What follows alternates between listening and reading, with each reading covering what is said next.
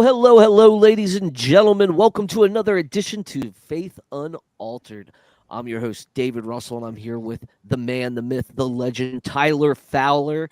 And for the 6th week in a row, because he got stomped on Pine Creek the other week, Stomped. Dale Money Metal Glover. What's Money going on, Metal? man? What is that? What's going on, big guy? Hello. Thank you for having me. Yes. Just had a rough and tumble with Pine Creek Doug, and ready to get into it, and hopefully have some fun. David Russell was telling me behind the scenes that he's a little sensitive. He thought I maybe went too far, so I promise I'll try to keep it respectful and be charitable. We already got Richard telling us to be charitable. Well, I just probably because of your intro. I just prepared one funny clip, so I'll just play one funny clip in this show, and that will be it. I'll be serious for the rest of it then. So, all right, cool. Right on. Yeah, so I'm glad to have you here, Dale. Again, you wanted a chance to respond to how things went on the Pine Creek episode, and this is the place to do it. And we love having you on, and we love talking to you about this type of stuff, and shared experiences and stuff like that. And Tyler, how was your week, buddy? It was good, and this might be an interesting debate because Pine Creek has been known to kind of chill out in our comment section a little bit, and so I know he has for the last couple of episodes that we did. I saw him comment a little bit, and so I'm excited to see what this episode brings to fruition. And so I'm excited. My week, it's been crazy tiring for some reason. Like I was telling you guys off air, I've been napping on the couch all day. I was out last night really early. Like I work graveyard shift now, and so I was out by midnight 30, and that's not normal for me. And so it's just been a really tiring week. So I don't know what's going on, but please pray for me because, again, like I said, this ain't normal. It might be stress related. I don't know. But all other than that, it was good. I got some wine sent from David, and I'm actually enjoying a glass of that right now. And so, no, it's not in the traditional wine glass because we broke ours. Sorry about that. But yeah, it's good, and it does. It happens. You drink hard, you break stuff. But anyway, it was good. How was your guys' week? It was good, man. I mean, I got a lot accomplished. I got a lot of scheduling done for our podcast. So, guys, we've got a great lineup coming for you in the next 5 shows. Pretty much booked all the way through February. We're ready to start scheduling March. So, but yeah, we're pretty much all the way booked in February. So I'm really excited. I was able to get a lot more done with the show because school's slowing down, guys. I'm in the final stretch. I literally have 2 more main classes. And then I have a bibliography research and writing class I got to do. And, nice. And then it's on the thesis. So I am scaling back, man. I got more time on my hands now, and after that, he's taking off 3 years. No, I'm just kidding. 3 years. Don't do that. No, but get your master's and start looking, boosting up your resume, and start looking for things that you can do. But other than that, Dale, how was your week, man? Incredibly busy. Actually, I've had a lot of stuff to do. One thing that I'm really happy and excited about is like at my church, I've been put in charge of the Bible study and apologetics program. So I'm starting in February. So just once a month, but I'm going to be doing the evidence for the resurrection. And nice. I'm excited because I've never been allowed to. I've always been a heretic. I'm a non-Calvinist, so I couldn't teach or be involved with my old church. Dare you? Yeah, I'm looking forward to that. Awesome. Well, let's get after it. Dale, give us kind of a little, intro of how this came about and how you were on Doug's show and what happened, and just give us an overview. Yeah, so I've got my planned kind of timestamps and stuff, and the first thing I wanted to do is just go around and get general overall impression. So just starting off with myself, how did this come about? So, obviously I've known about Pine Creek for a while. I think even when I was back on Skeptics and Seekers, I've had some skeptics saying like, oh, you should go on his show. I just had no interest in that sort of thing, right? Especially after I saw what happened with Gary Habermas. But still, I kind of like Pine Creek in a ways. He's funny and at times and stuff like that. So, I saw him commenting on some of our shows and that sort of thing. And I'd seen a show he did with Mike Lacona. I thought he did a great job on that. He was very respectful, very, seemed like he was listening and raising substantive points. And then after the last show, came on and we were talking about the inner witness of the Holy Spirit. And Caleb said, look, I've been on his show a couple times and he's been good. So I figured, what the heck? I want to get his opinion on some of what I think are unique ideas, or at the very least, they're not commonly brought up in Christian apologetics. So I reached out to him by email and asked, hey, would I be allowed to come onto your show? And I am grateful to him. He said yes. He gave me quite a bit of time on his platform. So, I had 3 goals. One, I sincerely wanted to hear what Pine Creek Doug thought. Number 2, I wanted to introduce his audience to these unique ideas and at least spur some interest and make them realize maybe there's more to some of these things than it seems, kind of thing, right? And then thirdly, just to kind of sharpen my wit, because I'm not the greatest at that. And obviously Pine Creek is witty.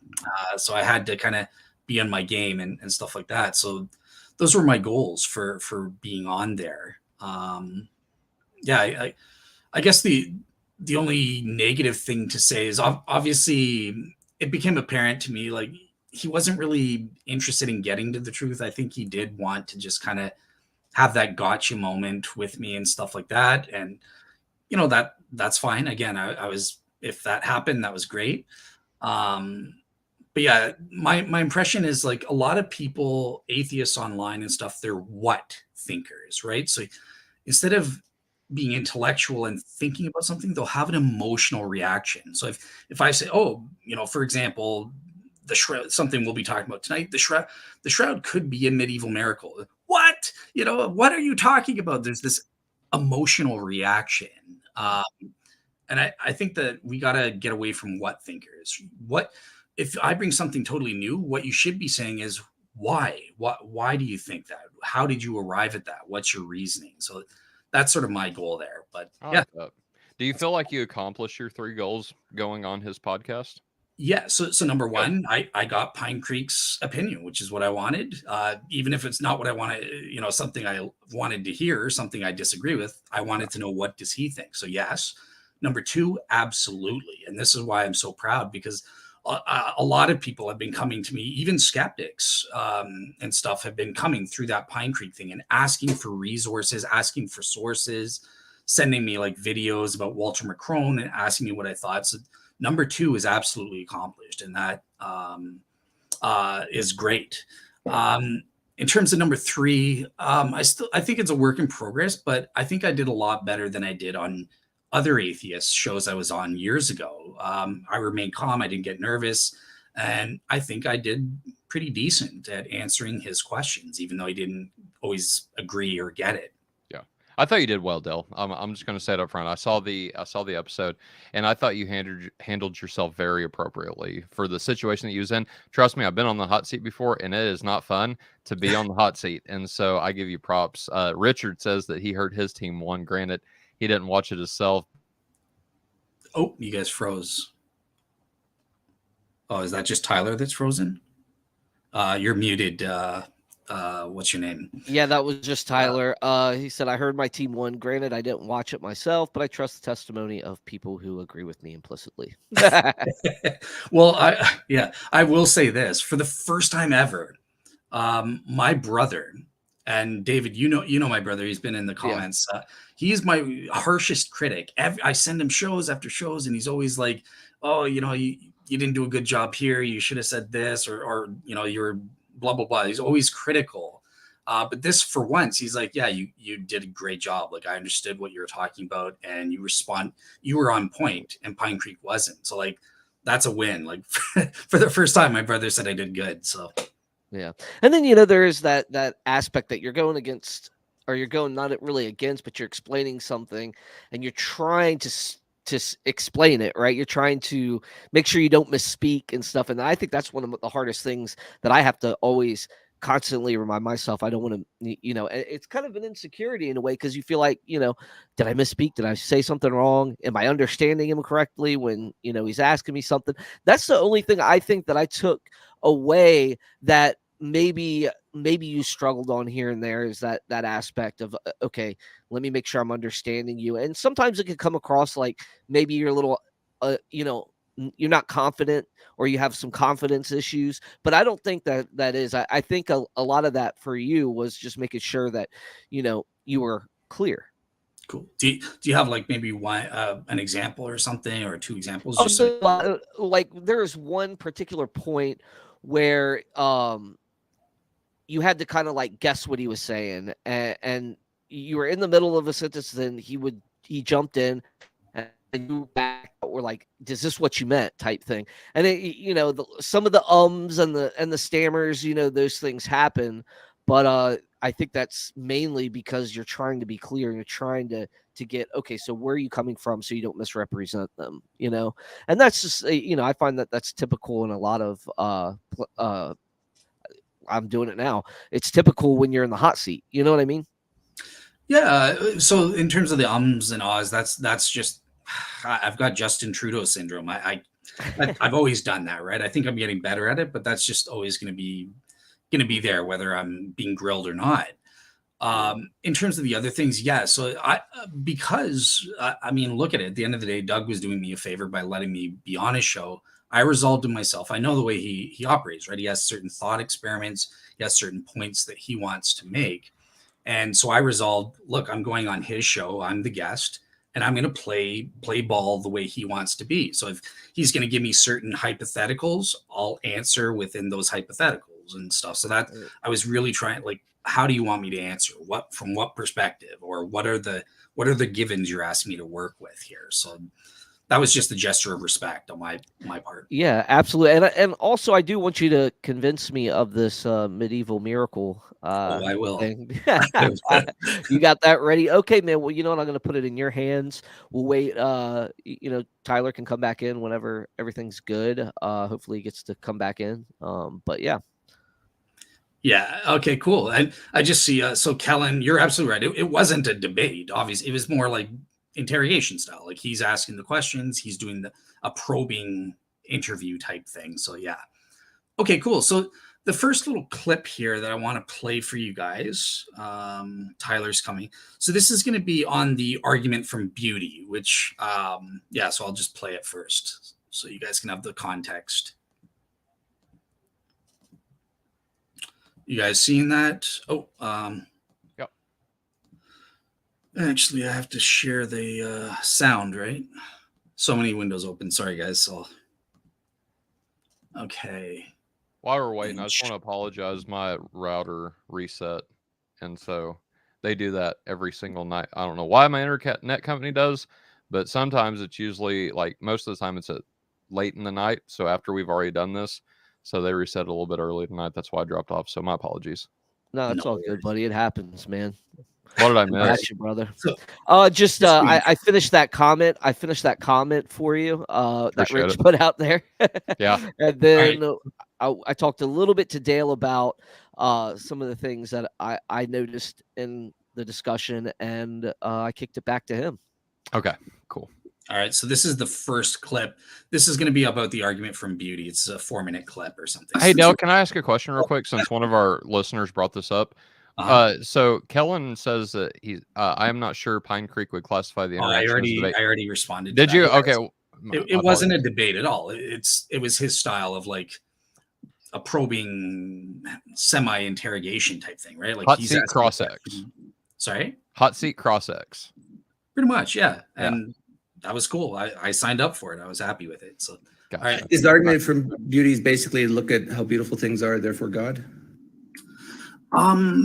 Essentially, so the thing I wanted your take on is I have a kind of a unique argument whereby, obviously the debate is always, aesthetic values, they're either subjective if you're an atheist, or if you're Christian, they've got to be objective. And I argue that actually it can be both. It's a view called dispositional realism, where the objects have certain properties and they dispose a proper aesthetic subject to respond in a certain way. So Well, whether it's kind of subjective or objective, how does this get you closer to a God? Essentially from that, I would argue for dispositional realism is a better view to go for. And compared to dispositional realism on a naturalist What is standpoint, dispositional realism? so that's what I was just saying is like it's the view whereby the properties of the object, like a work of art or whatever, they're necessary for grounding aesthetic values, but the role they play is they cause a proper aesthetic subject to have the appropriate value or response and to judge that's beautiful, that's ugly. Okay, and how did you figure out that response has to have something to do with the God?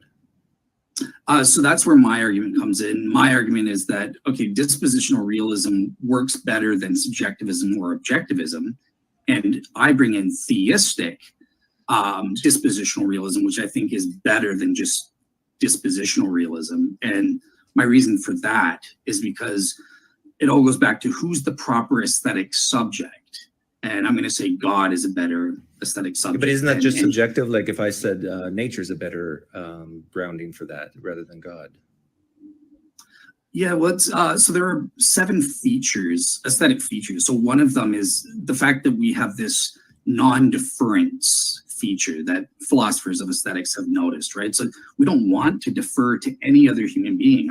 Some artsy fartsy guy says Picasso's beautiful. That's garbage, right? I'm not going to defer to anyone. But with this argument, I would say that, well, that avoids that because we ought to defer to God type deal. Yeah. So far, none of this is compelling at all to me. Okay. And well, one thing with this, like, couldn't you use this argument with ugly things? Yeah, of course. Dis values are just as real, right? So Right. So wouldn't that be evidence against God? no, because I think God thinks certain things are ugly, like heads on pikes. He's disgusted by that. But if okay, so you're saying the response we have to beauty points to God, and the response we have to ugliness points to God. Yeah. So really, all responses point to God. So really, none does. You see, exactly. It's comparable to the moral argument, right? Like, what is the grounding for aesthetic values and judgments? Okay, so I think that's good for the first little clip there. Okay. So I guess I'll start on this one, and I'll just give a little bit of insider behind the scenes info here. So in the first place, I don't think I did a good job on presenting the argument for beauty on Pincreek Doug's show. That said, there's a reason for that, because I never presented it. So this is my stupidity, but I didn't even realize I was on the show for like the first 20 minutes or so, because I'm used to every other show I've ever been on. There's always like a prep thing before we go, and then they tell you we're going live. Pincreek just put me straight in. So again, that was just a miscommunication. But I had no idea. I wasn't presenting my argument proper. I thought he was just trying to like glean from me a little bit of details before he went on. So I gotcha. Yeah, I'll turn it to, I guess you guys have heard my argument from Beauty Proper, where I establish what are the 7 aesthetic features. And then I basically argue that it's an inference to the best explanation, that theistic dispositional realism is the best explanation. But yeah, again, with Pincreek, the thing I wanted to hear from him is I wasn't trying to make my argument. I wanted to hear what he thought about dispositional realism. Is it fruitful ground to introduce this third alternative? It doesn't have to be their objective or their subjective. There's a combination view where both the aesthetic subject and the properties of the object are both necessary to ground aesthetic values. So yeah, I'll turn it to you guys. Like, what were your guys' thoughts there? I would first off, like I said, I think I noticed what you're talking about when it's like it was incomplete. You didn't actually give an argument. You're basically kind of defending your position, and that's kind of what I noticed. Awesome. Yeah, Tyler. Oh, I didn't know if David had anything else to add to that. So I just have a couple questions, Del. So I had heard you mention in that clip that this view is neither subjective nor objective. Is that correct? Yeah, it's both Okay. is what it is. Yeah, because like so the properties of the object are necessary. So that's the objective part, right? We're appealing to the properties of a sunset or a piece of music, whatever it is. Right. And they play a causal role. So they cause the proper aesthetic agent to respond, to have the proper value response, the experience of significance or worth that's appropriate for those properties, and make Mhm. that judgment. This is beautiful. This is ugly. Right. So his appealing to ugliness, right? And I think he even caught this at the end there whenever you said, no, this would actually be an argument in favor of God's existence because God thinks some things are ugly, right? And so it's not like an opposite effect. The good things point to God where the ugly things point away from God. No, the fact of the matter is that we don't view a sunset just as like a cluster of atoms doing their thing together, that we actually see value and we value this sunset over against something else. I mean, think about it. So goodness and ugliness are a standard in and of themselves compared to another standard, right? And so because of that, and we're not just viewing these things as equal atoms, they're just bouncing off one another. I don't know if atoms do that or not, but it sounds good, right? But you get the point that I'm making. Instead of looking at it as a scientific framework only, that there is value in these things, that in and of itself points to God. Am I following? Yeah, exactly. Okay. Yeah, because God, I argue, God is the proper aesthetic subject. He's the one that grounds all aesthetic values or disvalues and aesthetic judgments. It's exactly parallel to the moral argument for God, kind of thing, right? And yeah, that's basically the way I. Again, if I were making my argument, I should have brought up the PowerPoint slides to show people, but you know, if in my when I was on your show and I did my argument from beauty, I listed Yeah. what those 7 aesthetic features are. I mentioned one with Pine Creek, which was that non-deference. We don't defer to other human beings, even if there are experts. There's a resistance. This is a feature of our aesthetic world. So I think that's better explained. Yeah, but okay, well, we can say you ought to go to God because God's judgments ground what is in fact beautiful and stuff. And you know, there are other things like I think Pine Creek mentions, well, naturalism explains it. By naturalism, I interpret him as saying humans, but he probably meant the universe or so. And well, that would go against the fact that the aesthetic subject is necessary, right? You can't have evaluations without an evaluator. You can't have values without an experiencer who experiences the qualia of significance of that given object. So he would fail to account for several of those 7 aesthetic features if he just says naturalism and means the universe or something. Right. Well, it's and correct me if I'm wrong, but what the quote that keeps popping up in my mind, and I think Dawkins is the one that said it. I could be wrong on that, but there is no good, there is no evil, just blind, pitiless indifference, right? And so, with that being said, I think that weighs into what you're trying to say is that and I don't know if Pine Creek, what is it, Dawkins who says that? I don't want to misquote anybody. Yeah, it is Dawkins. Yeah. Okay, so if they're on the same page on that point, then you can't get that. You can't get that good versus evil even with naturalism on that point. So I don't understand how naturalism can explain that whenever naturalism itself doesn't set the standard to judge whether something is good or evil by. You see what I'm saying? So Yeah, maybe I'd have to brute get that fact. from him. Yeah, It's brute exactly. fact. Yeah, that don't work. So All anyway, right. Well, yeah. All right. Cool. Well, obviously we didn't get to talk about it that much because it was 5 minutes and then we were done. But one last thing, I did see a comment. Oh, am I frozen? I did see a comment in one of Pine Creek Doug's. So this was from a philosopher apparently, and he's saying, "Look, I've read all these philosophy papers. I've never heard of dispositional realism." So I will just say it is in the philosophy of aesthetics. If you look at it, I mean, in the Journal of Philosophy in the 1970s, I think Michael Sloat, and I've linked to his paper on my blog site under the show, The Argument for Beauty.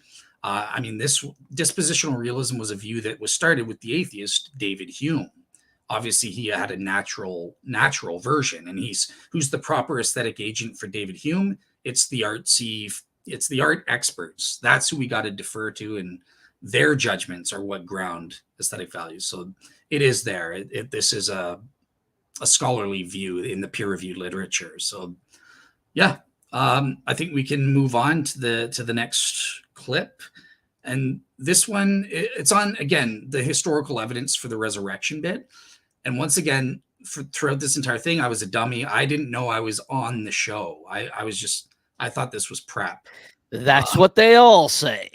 Well, I'm not lying. I'll tell you when I realize. You can see it in the twinkle of your eye. You're like, oh man, I'm on a show right now. Oh no. Okay. Hang on. Oh, you can't see nothing behind the glasses, man. He always well, that's true. He looks like the Terminator. Like, I'm ready for anything. I won't be back. I'm here now. I'm trying to find the place. I lost. Pincreek, get to the chopper. Let me share the screen and share this bit about the resurrection with people. And share audio. Okay, so here's the bit about the resurrection. And sorry, let me just check. 22 minutes, 35 seconds. Islam is true. What? Yeah, for sure. But are they in a position to know that? Okay, great. Were the early disciples in a position to know? Yes. How do you know that?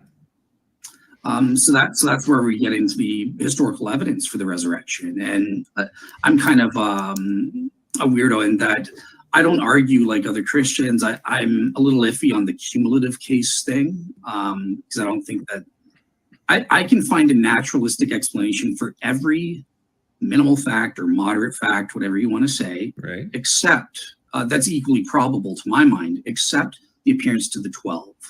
That's the one that. Okay, this is good. I like what you just said, that you can find a naturalistic explanation for everything except for the appearance of the 12. How do you know Jesus appeared to the 12? So basically it's in the 1 Corinthians 15 creed, which I find to be historical and based on eyewitness testimony. Paul actually spoke to James and Peter, some of the leaders and stuff like that. So, and I believe that he was a trustworthy source, someone based on his autobiographical statements. I take that. So you trust Paul? Yeah. And in terms of, but the 12 themselves didn't say what they saw. Paul said what they saw, right? Well, Paul doesn't even tell us what he saw. He just says that that Jesus appeared, right. To them with no details. So this is kind of why I would disagree with my friend Gary or Mike about like a minimal facts is not enough. We need a moderate facts. So, but we're agreed that on the facts that the 12 actually don't come out and say they saw the risen Jesus. Paul says that. Yeah, Paul says it. Luke says it as well. I find Luke's testimony credible as well. But Paul and Luke were in cahoots, right? They knew each other. Well, yeah, Luke was under the Pauline thing, but I think that there is some evidence from Craig Keener that he had independent testimony and stuff. But would you agree that none of the 12 disciples actually say with their own words that they saw the risen Jesus? Certainly nothing that's written down. Does that make sense? Like I believe Peter was preaching sermons. Shouldn't this factor in your Bayes theorem? Like if you're doing an analysis and you actually don't have firsthand eyewitness accounts, shouldn't that factor in? Yeah, I think it lowers your degree of certainty, and that's where you have to do the assessment of, can we establish that even though this is, Mark, he was an accomplice of Peter and he wrote down what Peter said. Do we have good reasons to think that's true or not? But I want to get back to what you said earlier. You said you can come up with a naturalistic explanation for, I think you said everything but the appearance of Jesus to the 12, yet we don't even have. Can we pause it here for just a second? That Jesus appeared to them. Yep. Okay, so because I think this goes off into something else, and I want to make a point real quick. Okay. If you do this, and I want to hear from you guys, and if I'm totally wrong on this, please tell me, but it sounds like Pincreek would have a problem with any document from historical antiquity. If you don't have the eyewitness accounts, if you don't have the original autographs, and even then he would come up to find with the way, well, they were lying, like he does to go on with Paul here in a little bit. Well, he could be lying, right? And it just seems like you can play this game with any text from antiquity. And might I tell you, as David has reminded us multiple times, the New Testament is the best attested fact in all of history. So if we can't, it's the thing that we use to build models for understanding how we can prove things true that people 2,000 years ago wrote, right? This is how we understand how to find facts about what I don't know, Homer wrote, for example. I mean, we have more New Testament evidence that the New Testament actually happened than Homer existed, right? And so it just seems like if you're going to play this game with the Bible, if you're going to play this game with the standard itself, then you have to be a skeptic on literally all of history that you haven't been alive for. And I don't think that's the game the atheist wants to play, because if they're not willing to do this with other historical text, then please don't do it with the Bible. Be consistent. Just because this has a religious like tones to it, right? It doesn't separate it from the fact that it's an actual historical document. And it's something, like I said, that we use to build our models for finding out whether other things that have been written down in history are true or not. And so if you're going to be a skeptic with the Bible, you have to be a skeptic to everything that was written in history. And I don't think that's not a game I want to play. Yeah, I think your point is absolutely right. And obviously, I guess from like what Pine Creek's perspective here, he's playing a game. He's trying to get me to, I think what his goal is, I'm going to talk about when we get to the 22-minute mark, but he has a certain agenda and we haven't gotten to that yet. So I'm going to delay that. But so the answer is yes. I mean, it's ridiculous to expect the eyewitnesses themselves to write things down, or else we just dismiss a historical document. No, that's why we have criteria of authenticity. No historian in their right mind would argue that way. I mean, the only thing we would believe, Julius Caesar's Gallic Wars, okay, he wrote that, but nothing about Alexander. So yes, your point is absolutely right, that if he's going to make this argument, then he has to dismiss pretty much all of history. Or like, go ahead. No, I'm finished. I was just going to say, or like Tacitus Scribe, right? Oh, well, Tacitus Scribe was in cahoots with Tacitus. Well, of course he was. You know what I mean? It doesn't mean what he wrote was untrue. It just seems fallacious to me. And Ethan, I would love to hear why you disagree with what I'm saying there. But David, any thoughts? Yeah, I think what Dale just said really is ingraining itself into me. It sounds like this is leading to somewhere that is agenda specific.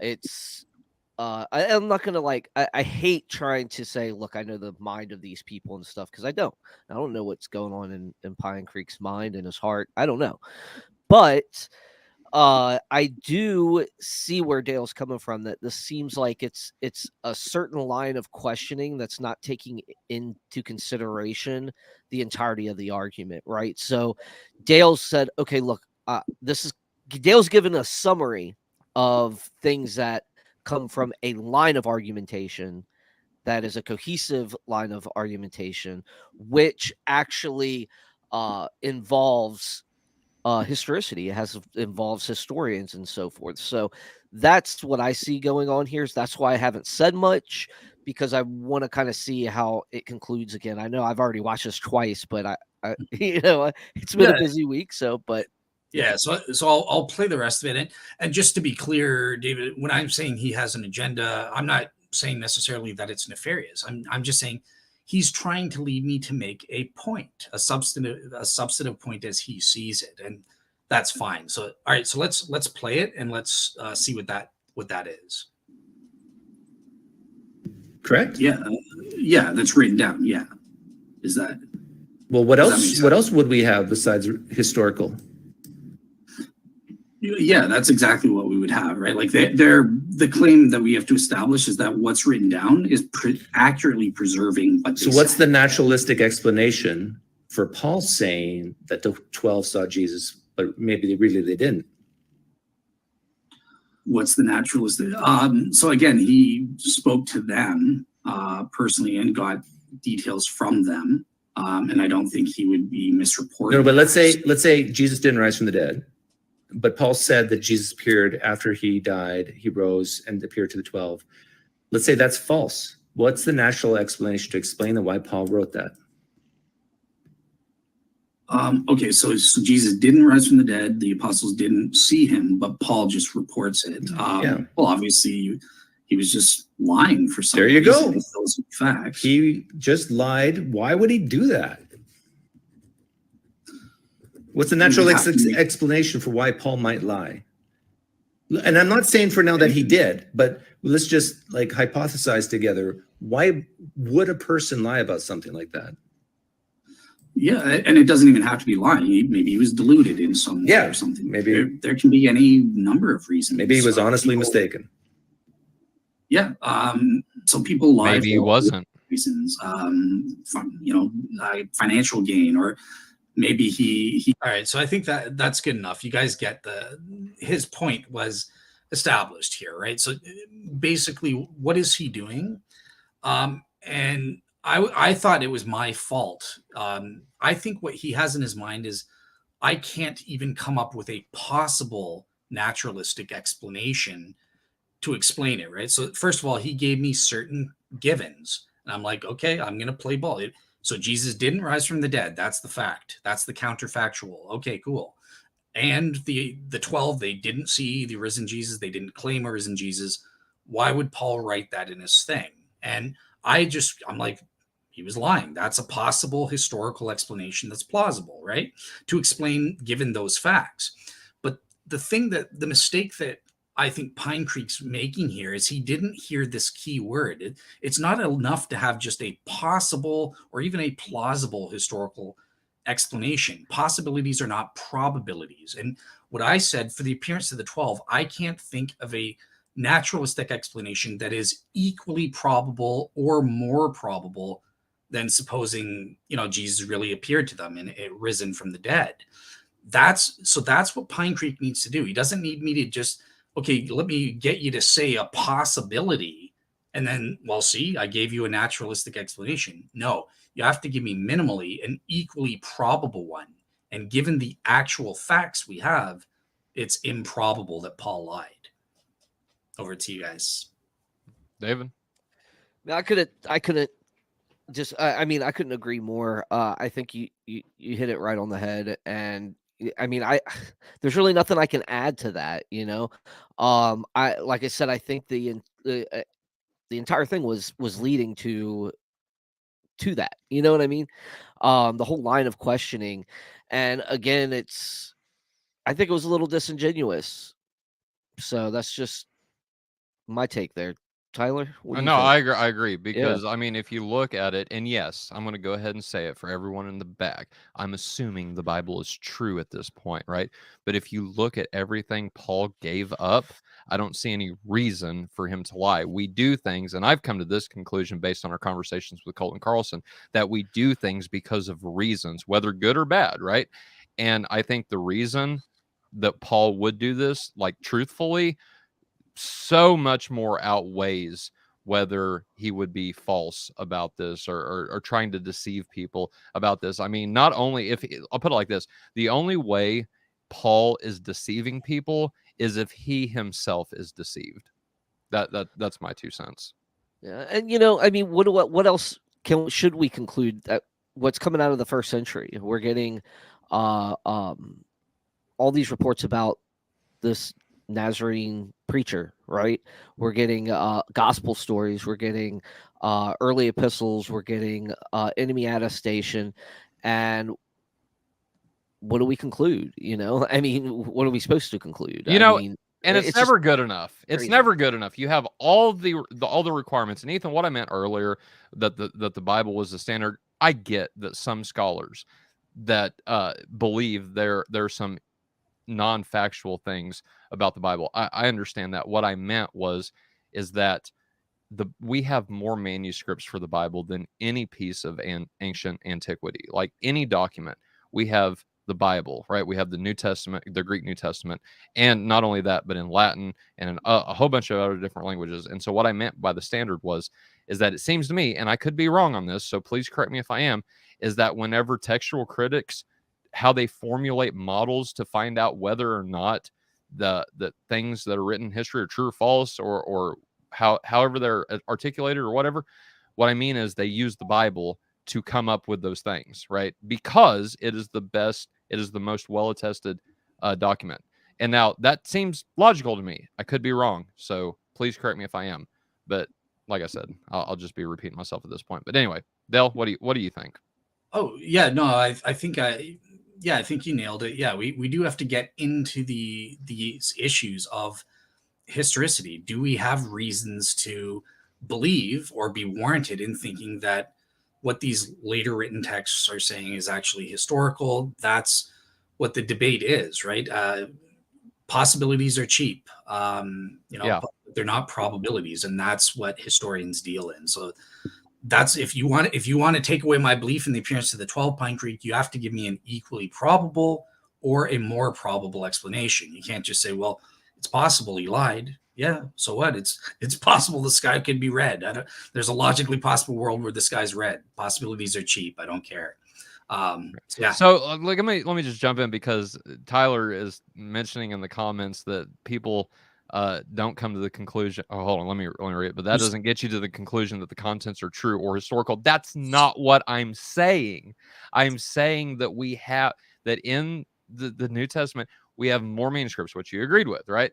So what we have is a better data pool to reference, to compare these things with other documents to see how they line up with each other. That's all I'm saying. I'm not making a claim that the Bible's true. Not right now. I believe that, but that's not the claim I'm making. And it seems like that's what you guys are misunderstanding. So I apologize if I'm not being clear, but I just wanted to clear that up. And one thing I'll say, because I'm handling all the screens, I'll leave it to you. Again, I can't see any of the comments, so I'll leave it to you guys. If there's something relevant, you guys choose to bring it up and ask me. But for now, I think that's it for that one. So now we're going to start getting into, now I realize I'm on the show. I'm no longer a dummy, and I'm answering as though I'm would on the show. So this is about the inner witness of the Holy Spirit. This is what Pine Creek Doug came on our show to ask about. Asked me specifically about about how it works and that sort of thing. So I've got 2 4-minute clips here. So let's watch the first one, and that'll be till 28. Okay, so let me share my screen. All right.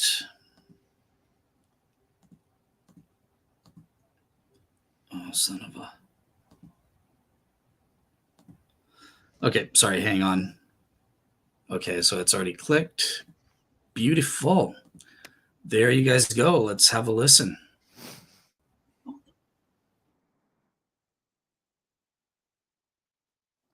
Dale, we can't hear it. Or I can't hear it. David Russell, can you hear it? Nope. Turn on the sound, my friend. I clicked this stupid thing. All right. Yeah, it's not muted. All right. Present, share screen. Share tab audio. Oh, okay, hang on. There we go.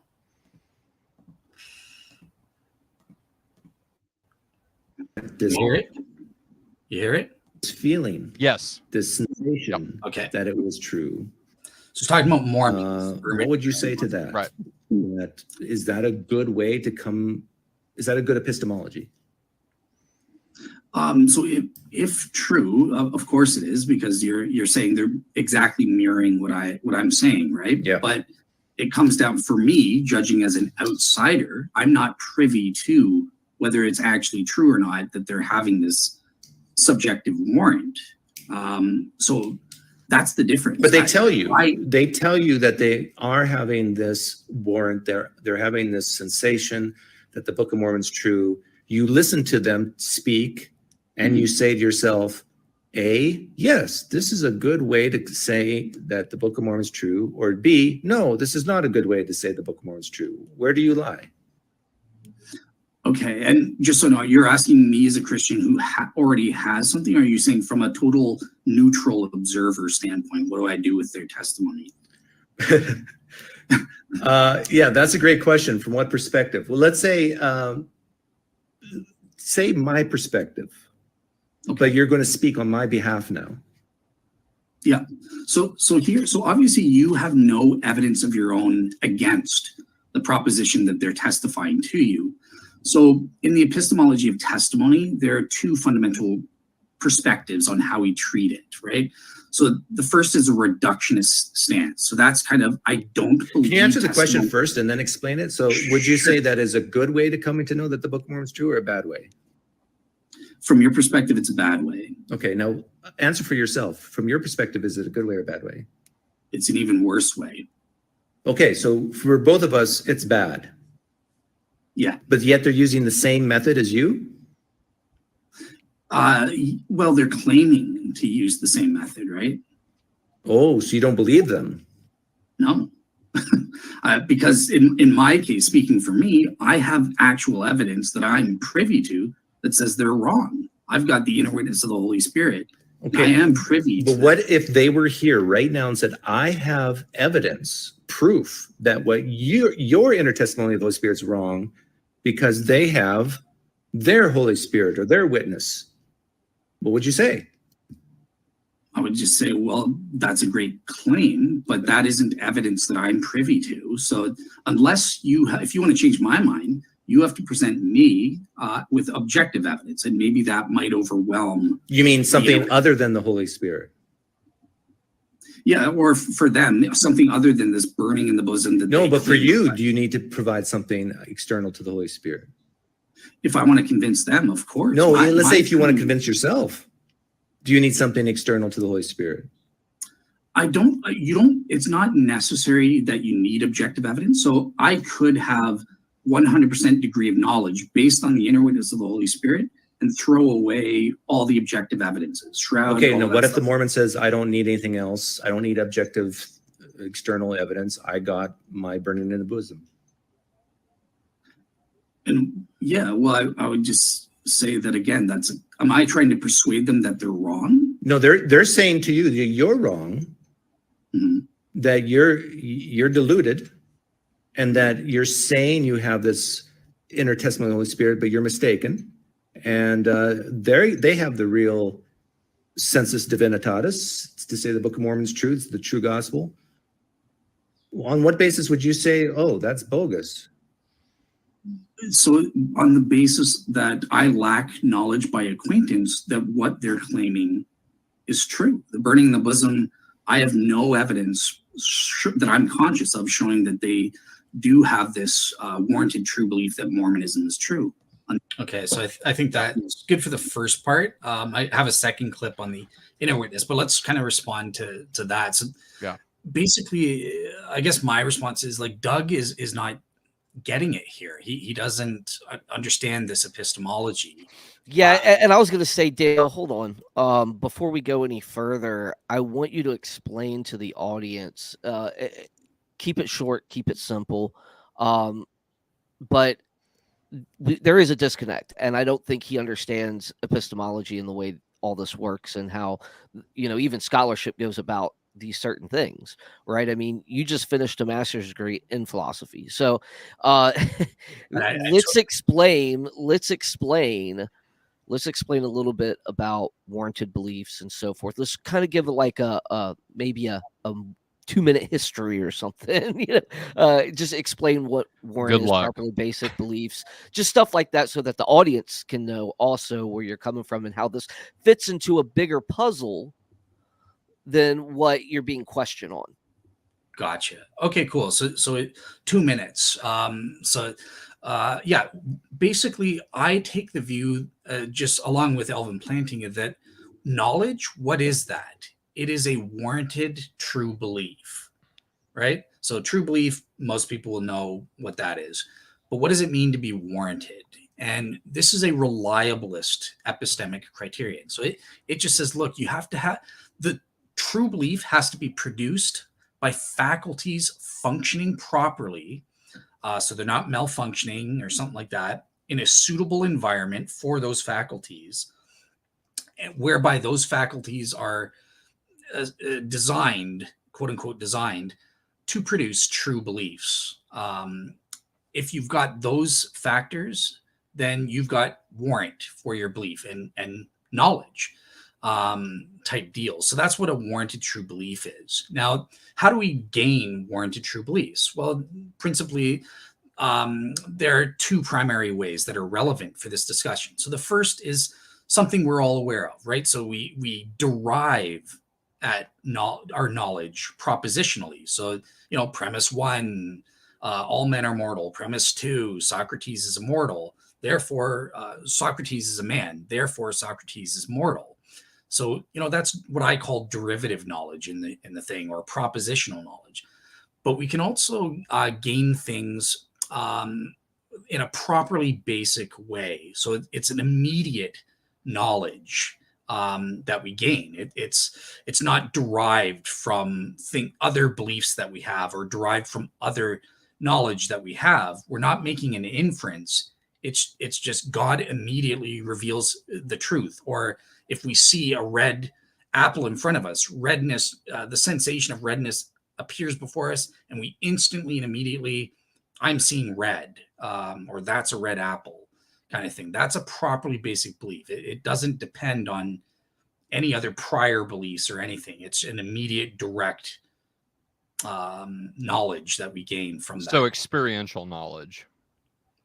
Yeah, pretty much. Well, obviously, a properly basic belief is propositional in nature, but the way I say that it works is whenever the criteria for warranted true beliefs are fulfilled in Alvin Plantinga's definition, a byproduct of that is that it produces something whereby knowledge by acquaintance. We are acquainted with the qualia of being warranted.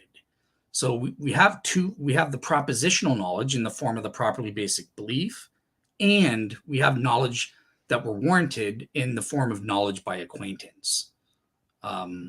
So let me ask you this, Dale, going back to what was said on Pine Creek's episode, would it be fair to say what you were trying, and please correct me if I'm wrong here, but because you have not experienced what the Mormons call the burning in the bosom, that this is where I'm going to get a little sticky, that does not give you, because you haven't experienced it, warranted belief in that proposition?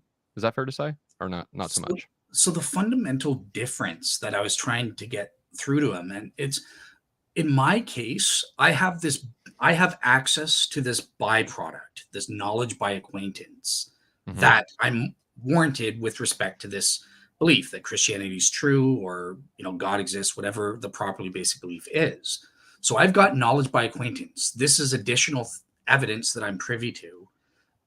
With the case of the Mormon just simply claiming, oh yeah, me too, I've got the same thing, warrant, yeah, whatever you say, I've got that, but it's about Mormonism is true, so it contradicts you.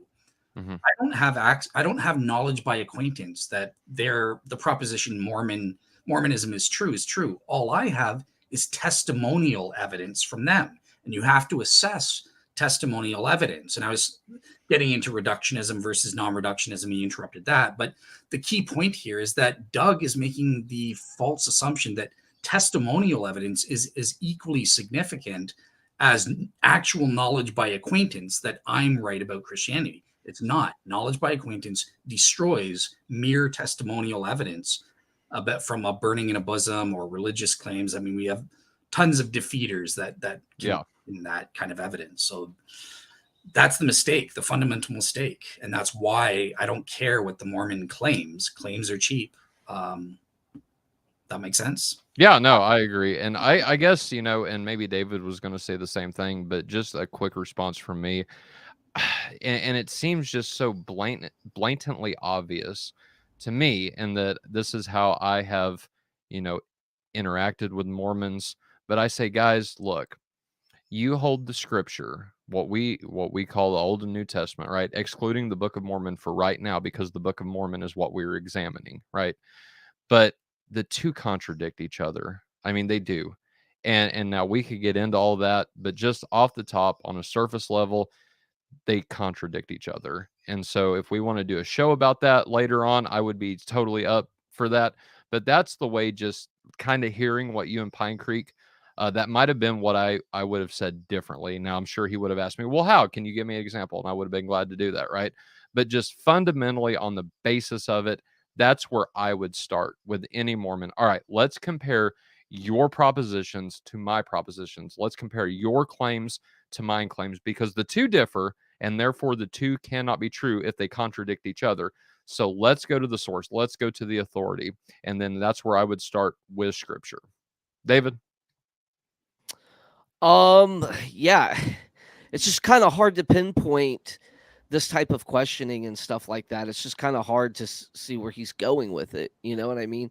It seems like he's just leading Dale along, I hate to say it, but I'm almost at the point where like I'm agreeing with Dale that there's this agenda that's involved. I told Dale I was going to try to play devil's advocate, but I can't. I was so depressed before the show, and it seemed like you're on Oh. his side. But yeah, you're seeing the I am. So there's a lot more to these arguments. There's a lot more to understanding warranted true belief and stuff like that. There's no credit for that. That's being displayed. There's no understanding of, okay, this is part of a bigger argument. It's like, let me see what I can get you on, and that's where I'm starting to see what Dale's talking about here. Yeah. That I didn't catch when I looked at this the first time. I was just like, because I to me, when you're listening to this alone by yourself, I'm already taking into consideration the entirety of the argument, where Dale's coming from. So I'm putting myself in his shoes saying, okay, well, he's giving these answers and this and that. I'm not really focusing on Doug. I was focusing on giving Dale a critique on whether his answers were right or not, but now, that we're playing, seeing what Pine Creek's doing, I see where Dale's coming from, even though, I still might have some issues with some of the stuff, but yeah, we'll get to that. Yep. But yeah, I can't, dude. I can't offer more than what Dale's already offered, and what you just said, Tyler. You're right on. You're picking up on it too. You know what I mean? Well, so it's kind of like, there's a cumulative case to be made when you're studying these things, and that's not. It's like that's getting cut out. You know what I mean?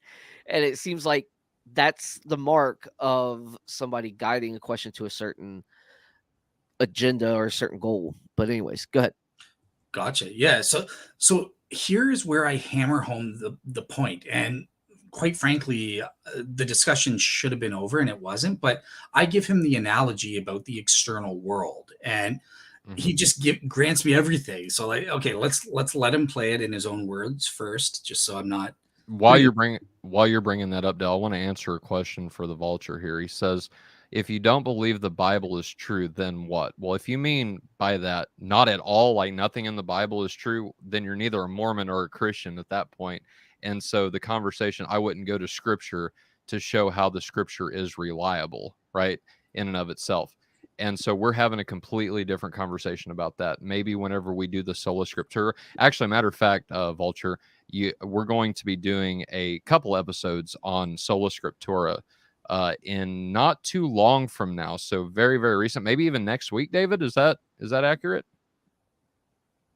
Yeah, that starts the open mic, and anybody's allowed to join. So yeah, I'll even kick myself off to let other people talk. So. Right. If we get 10, then David and I can bounce, and then you guys can finish the conversation. And we will run tech for you until it's over, and we'll come back in when people, leave and stuff like that. So right. So Vulture, all I'm trying to say is, one, given the conversation that we're having right now, that in and of itself would be a completely different conversation. And so you might want to check out the episode that we're going to do next Friday, starting at 7 p.m. To right here on Faith Unaltered. And Dale, are you joining that? Or are we going to be broadcasting that to Real Seekers as well? I think we should. Just my opinion. I'm so sorry I wasn't listening. Like, what's the show? I'm in no matter what. Yeah, if you got what's Sola Scriptura open mic. So basically, the main topic is Sola Scriptura. But if we get done with that, we can talk about different stuff that either applies to that or don't. And so I'm just inviting Vulture to join us either on screen if he wants to join us like live with us, like you are now, or if he wants to just chill out in the comic section. Either way, but that would be a conversation more for that time than it is right now. Sounds good. Yep, I'm in and happy to. I've spoken to David S. in private, so I'm happy to have him on the show. Honestly, guys, I want to run something by you real quick. I genuinely think every time we do a Faith Unaltered episode, we should broadcast it to Real Seekers as well. Maybe we can talk about that later, like off air. But I've been having that thought, and I think it's a good idea. So just think about it for right now, and then we can talk about it after the show. But Dale, go ahead, brother. All right, cool. So here's the clip. I'm giving him an analogy, and he basically, without even realizing it, concedes the whole debate to me and the point to me all the time, right? So for you guys are hearing that first of all. Yes. Okay. Sounds good. We can look at other examples. Do you believe that there is an external world? Yeah. Do you know that there's an external world in any Depending on the Great. definition of no, I'd say yes. Great. And would it bother you if I came and said, no, well, I've got my properly basic belief that there isn't an external world? Does that No, it doesn't do bother anything me. to you? I think you're nuts, but Okay. And I would say that, again, would you admit with the external world belief that there's nothing in terms of derivative knowledge that you can't appeal to sense data or something because it's all a part right. of the system, right? Right. Okay, so in other words, But how does this relate to the Mormon? Because the way that you're knowing is in a properly basic way. So this is another So are example. you supporting the Mormon right now and saying that they're warranted? No, I'm saying that you are warranted in believing that the world is external.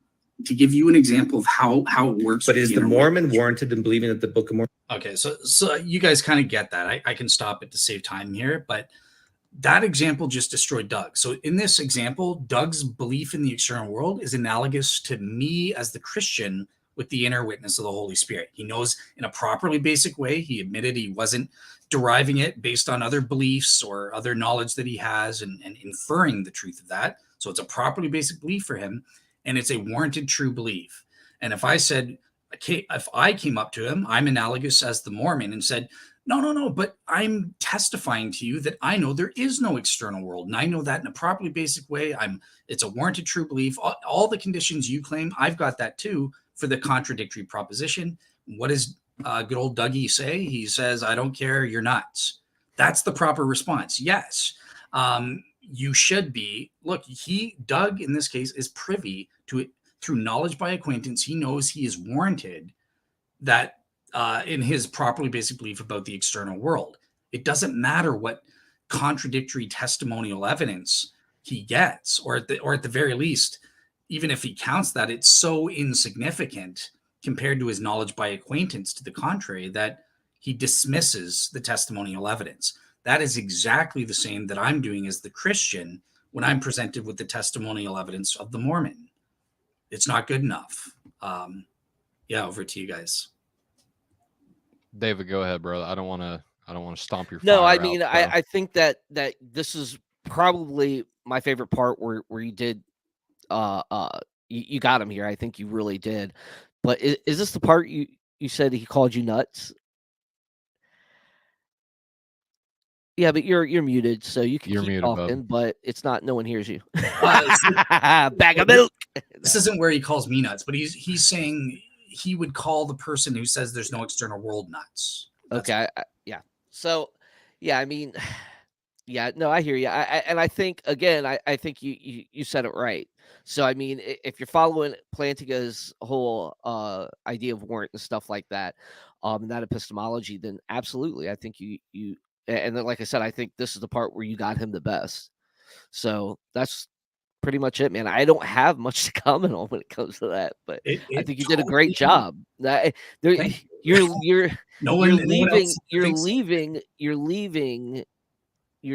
leaving no room to get out of on that. You know, that's why I think that part was probably like one of my favorites. It's exactly analogous. And the thing I've heard, from David Johnson on Skeptics and Seekers, I spoke to him about this, and he was trying to say, yeah, but they're totally disanalogous because one's about religious beliefs and the other is about the external world. No, that doesn't matter. That's irrelevant, right? Remember Colton Carlson teaching us about how analogies work. They don't have to be exactly the same in every respect, just in the respect that you're trying to prove. And the propositional content of these properly basic beliefs is irrelevant to the point I'm making about how we're warranted and stuff. So let me just ask this then real quick. The minute that you ask Pine Creek, why do you believe the world is external? And he starts giving reasons. It's actually the exact same whenever we say something like, well, we have the inner witness of the Holy Spirit. The beliefs or the reasons for those beliefs are warranted. And it's like you're actually arguing with us on this sense. Is that close? Or the only thing, again, he can't give reasons for it, right? Because that's derivative knowledge, but he just knows in a properly basic way. Okay. And he can't show that to me or demonstrate it to me because that's his subjective, properly basic belief. And knowledge by acquaintance. So No, fair enough. all right, Interesting. cool. Is that it on that part? Yeah, That's I don't have anything else to add. All right. Yeah, and Dale, just real quick for the audience's sake, could you tell them how defeaters come into play on this? Because we haven't, I don't think we spent enough time I'll be right on back, the guys. whole on the idea of defeaters and how they play a role in this and this whole system. Yeah. So in terms of with properly basic beliefs and in relation to a warranted true belief, I'm kind of like the Tim and Lydia McGrew. So when we hold that in the 100% degree, like for example, the proposition 1 + 1 = 2, it's impossible for me to be wrong. I have infallible knowledge. I don't care what any other, unless you can present something again in 100% degree of warrant, in which case the logical law of non-contradiction is false and my head will explode. That's not possible, right? So I just ignore it. But in the case of Christianity, I don't have 100% knowledge that Christianity is true. And so in that case, it's possible that some defeaters might come in, either in the form of, like objective evidences. Maybe they'll prove to me, look, Mormonism is true. Here's proof that he did a miracle. Or, so they present me with some kind of source of warrant, whatever that is, that contradicts the source of warrant I have from the inner witness of the Holy Spirit, but to a higher degree. Then that would defeat my original belief that Christianity is true. So that's where the role of defeaters comes in with respect to the inner witness of the Holy Spirit. One thing I would also add, because I got interrupted and Caleb Jackson totally misunderstood when I was talking about the epistemology of testimony, that there are defeaters for testimony as well. And there's the reductionist stance, right? So that's where before you believe testimony, you need positive reasons to believe it. I disagree with that. I take more of the view of a non-reductionist, whereby we automatically believe testimony. And I think like a credulity thing, right? The principle of testimony is what Swinburne would call it. But it's not from Swinburne. There are proofs that this is how human beings operate. But that doesn't mean I'm just gullible and believing every miracle or virgin birth thing, like what Caleb and you guys were saying on the last show, because of the role of defeaters, right? So with certain types of testimony, there are inherent defeaters that come along attached. With religious testimony and stuff, we know David Hume prevents some, that people lie all the time, or they're often confused and stuff like that. And there are defeaters whereby we need to, it's not a question of just believing the testimony. We need to come up with reasons to say that those are not undefeated before we believe them. I don't know if that made sense, but no, you got it right. I think, yeah, you got it right. Cool. At least from my perspective, I'm with you. Awesome. All right, cool. Well, now we get into, if everyone's agreed, I can move on to the next topic segment. Before we do, I just go ahead and pull it up, Dale. I just want to encourage people, our listeners, that if you are not subscribed to Faith Unaltered or Real Seekers, please do us a huge favor and hit that big red button. Also, if you like this content, please leave us a thumbs up and leave a comment. Let us know how we're doing. Let us know if you have any questions. We are taking audience questions, and yeah, I appreciate it. Cool. So this one is a personal note, and it's an argument from stupidity. I'm sorry to say, so no disrespect to you, Pine Creek, but it just annoys me because it's really dumb. But it's basically getting into my personal background, and he thinks he thinks he's scoring a point, and I'm going to be playing my funny little clip for this one. But okay, is this the funny clip? Well, so not this part, but let's first hear what he has to say. Okay. Did into base theorem, what did it come out as? 53.14. Like, okay, well, I've got to follow the evidence. So I believe this is true. And that's kind of what changed that day. I didn't have a spiritual experience that day. Okay, so it was very intellectual. It wasn't an internal thing. It was, yeah. I remember. You weren't desperate. You weren't. You didn't go through any pain or suffering, tragedy, nothing like that. No, not at that time. You left during that time where you were out of Christianity, was there any like major problems in your life? I would say Can I pause it, Dale? an emotional aspect going on around. Just real quick, I just want to say one thing. You don't become a Christian because you're going through pain or suffering. Matter of fact, if you are Christian, you're promised pain and suffering. So I just wanted to add that in there, but go ahead. Okay. All right. It's this one is just a 3-minute one. So That time when I left, 1 more minute or something. but again, ultimately it was all intellectual, I think. So But what were why I these left. factors? Like, because to me, this is a naturalistic explanation for this internal warrant that you think you have.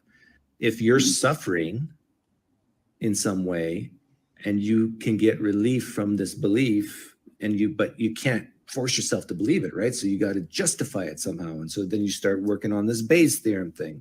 This is what my hypothesis is, what happened to you. So was there anything in your life, like, you know, you break up with your girlfriend or wife or drugs or death or bankruptcy, anything like that? Yeah, so I don't go into my personal details, but the answer is yes. There was something along See, those and lines. I have not looked you up. I haven't seen your press testimony, but I've done this long enough to know that I can ask that question and with a high degree of confidence get a positive answer for it.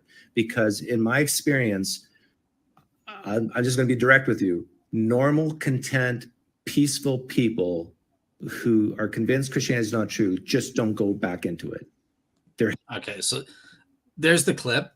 This is just sheer stupidity. I'm sorry to say, and I'm just gonna have to respond. So number one, think about what he's not listening to me, right? He's trying to get his own established agenda, but it actually proves the opposite, because what I said is that I went through some emotional stuff or whatever. I don't get into personal details and stuff, but yeah, I was struggling for a little bit. And what was the result of that? I lost my faith. I became an agnostic. So if his point stands, then he proves that agnostics and atheists are not intellectual. They're the emotional, only people who are depressed or upset or going through emotional stuff become atheists. It was only once after the 6-month period, and I'll say it here kind of thing. I didn't say it on the thing, but William Lane Craig saved my life. It was through learning about Molinism, literally, as weird as that sounds, that saved my life from considering suicide. I told my parents, I'm like, I'm going to wait a year. If things don't improve, then I'm seriously considering it, and stuff like that. Right. 6 months once the emotional stuff started dying down and I was starting to think rationally, and I learned about Molinism, I realized I did really deep down believe in God the whole time. That is the intellectual position. And I placed my faith in general theism at that time, and that gave me my purpose in life to do my religious research. Now, if you want to say the emotion things, well, that caused me to be an agnostic, not to become a theist. And it sure as heck had nothing to do with my converting to Christianity 8 years after the fact. That was pure intellectualism. And I can show you shows where I'm with Gary Habermas. He's known me since 2010. He knows my brother, and stuff. He will attest. I'll show you the show where he says, look, I was purely intellectual. That I had intellectual doubts at that point when I came to Gary. Emotions played no role for years prior to my conversion, and certainly not at the moment of my conversion. So yeah, if emotions caused me to do anything, it caused me to be an agnostic, not a theist and not a Christian. You know, and I'll just say this, Dale, I was talking to you and I was telling you about my testimony. And I think the fact of the matter is that who does Jesus accept? I mean, it's just, you look at the scriptures, and who in the world did he sit down to eat with? It was the broken people. It was the sinners, right? And so granted, for me, I think emotions did have a big role. I won't even say, nah, they didn't play, any role at all. No, I think they had a big role in it. And at the same time, the evidence was there as well. And so, I don't get the argument. I mean, I would be willing to say that over 50% of the people, and I'm being generous there. I was getting ready to say 99%, but I won't go that high. I won't be that cocky. But man, Christians that come to Jesus, they're broken, and it's not. And let me just take this time to give a little gospel message for our listeners and anybody that listens after the fact. You know, if you're coming to Jesus so that he will give you stuff, or if you're coming to Jesus so that he will take away pain and suffering in your life, man, that's the wrong reasons. You don't come to Jesus because you're hurting that your girlfriend dumped you, or something silly like that, man. You come to Jesus to be set free from sin, okay? And it's not, it doesn't happen all at once, bro. I'm still a sinner, right? Like, I still have major problems in my life that, even as a matter of fact, sometimes keep me up at bed at night crying myself to sleep. Like, I still do that over some of these things. So it's not because, you know, oh God, I'm going to be a good boy now, I'm going to believe in you and you're going to take away all this stuff. That is not Christianity. And for anybody that thinks it is, it's a watered down, no, it's not a watered down version. It's not Christianity at all. Okay, we come to Jesus to be set free from sin. We come to Jesus because he is God. He is Lord of our lives. You know, it's not a give and take relationship. Oh, I come to Jesus and he gives me eternity. That's a benefit of it. But you come to Jesus because you acknowledge that he is God. He's the one that created you, and he's the one that deserves your worship. Period. In the subject. David. I wasn't a joke. Nah, you're right, man. You're right. I hear you. You know, count the cost, right? And then we pick up our cross. It's a high one. Follow him. All right. Yep. Yeah. So I mean, again, contentment. I want to add something to this because I think this is where I can add something to, because you guys have already said a lot. So, contentment doesn't discriminate. Either there's apathy. When you're content, whether you're a believer or non-believer, you're probably going to stay within that contentment bubble. That's just the way we are. Okay. And apathy can make you just not care about anything. So it doesn't allow, and if you have a contentful life as an apathetic person, you're probably not going to get off the couch.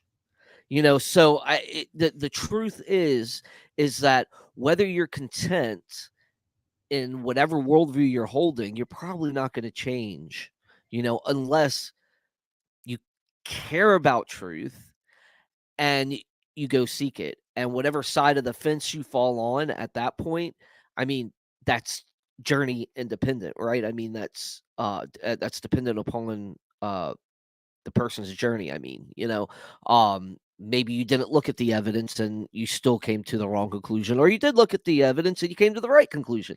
But my whole point is that usually when people are content, because God knows that there is a lot of emotivism in this world, there is a lot of sensationalism in this world, and some people leave the faith in a sensational way, or because of an emotional response, or what God's not doing for them, or what God is doing for them. They you know, or he hasn't abandoned they think you know, they've been abandoned by God, or they've done whatever, or they've been hurt by the church. You know, I mean, there's so many different emotional things that can come into play when it comes to these type of decisions that we make, and these choices that we make, and these experiences we have, that, you know, they do play into that. So what I'm saying is that contentment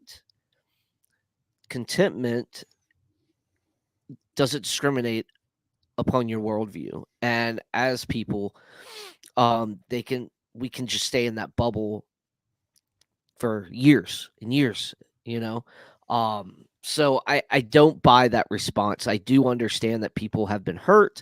I do understand that people have gone through some stuff, and that's why they end up leaving or deconverting, or the opposite, like Dale was saying, you know, well, yeah, he deconverted, and then there's other people that go through something and they convert, you know. So that it's really not an argument. It's not a good argument. Even though there is that psychological theory at play, and I can understand why Pincreek went there, because, you know, he's trying to identify Dale's motive. So yeah, that's all I would have to say about it. It would be a good argument if you're like asking somebody about drugs. Well, why did you start doing drugs? Did you have some pain in your life? Because that's the reason I started doing drugs, right?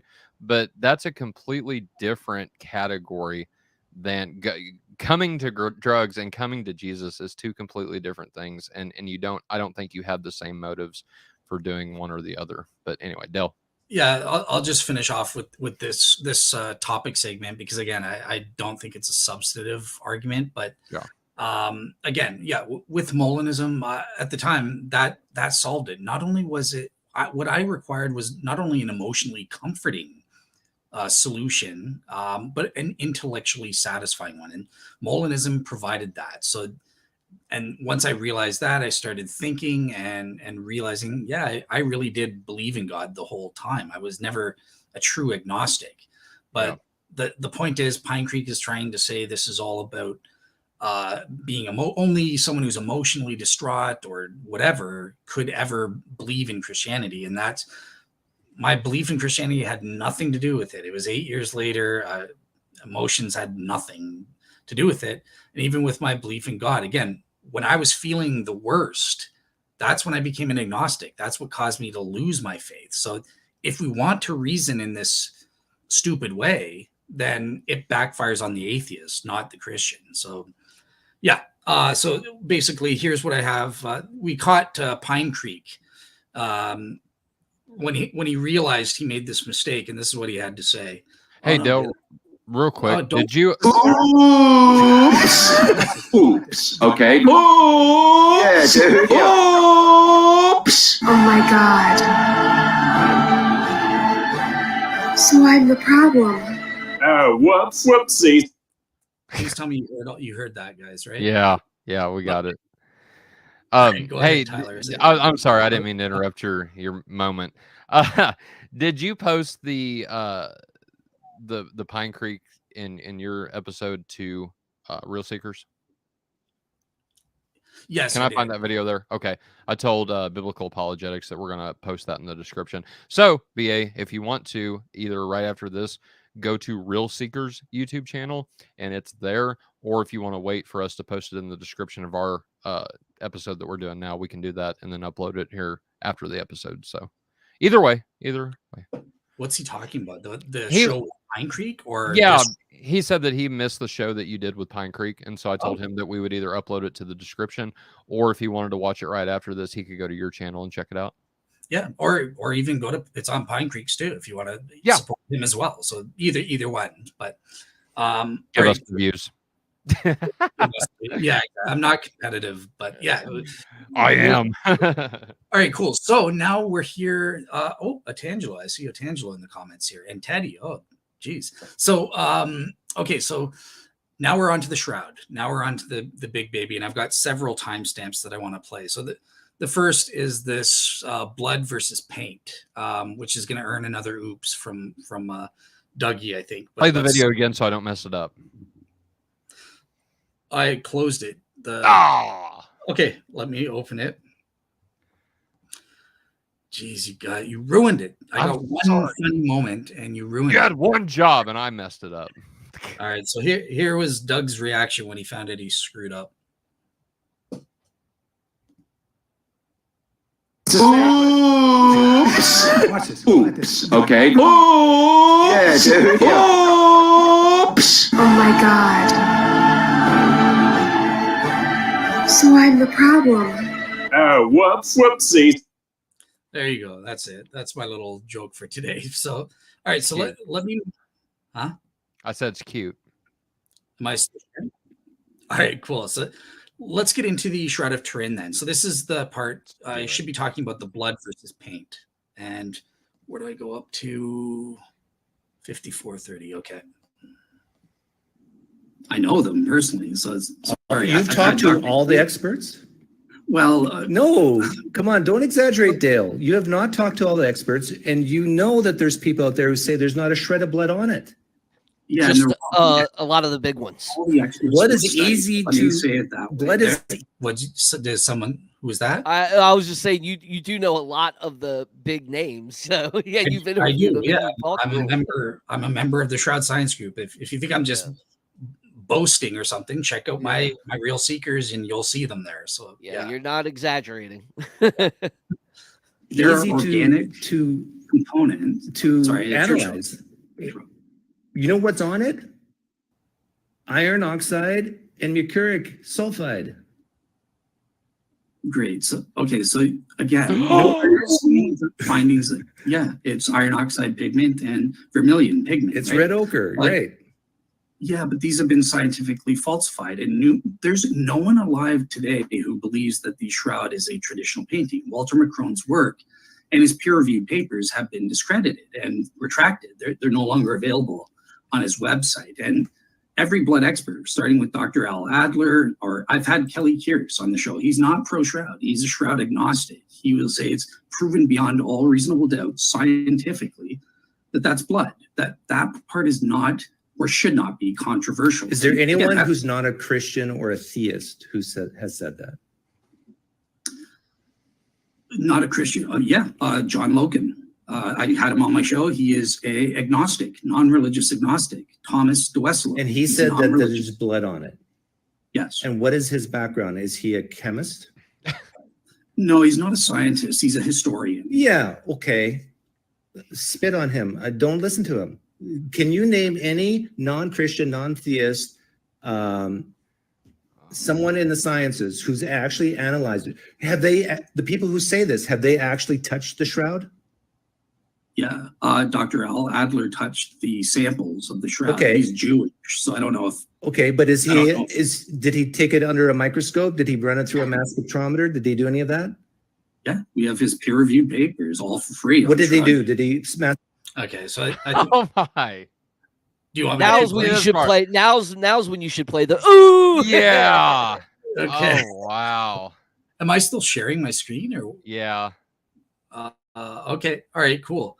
There you go. So yeah, this deserves a major oops. And in my second review, where I'm going to be going over his after show, he does this. That's where I'm going to play the oops. He goes to the paper, John Heller and Al Adler. Al Adler is a non-religious Jew, not a believer in Christianity at all, not a believer in miracles.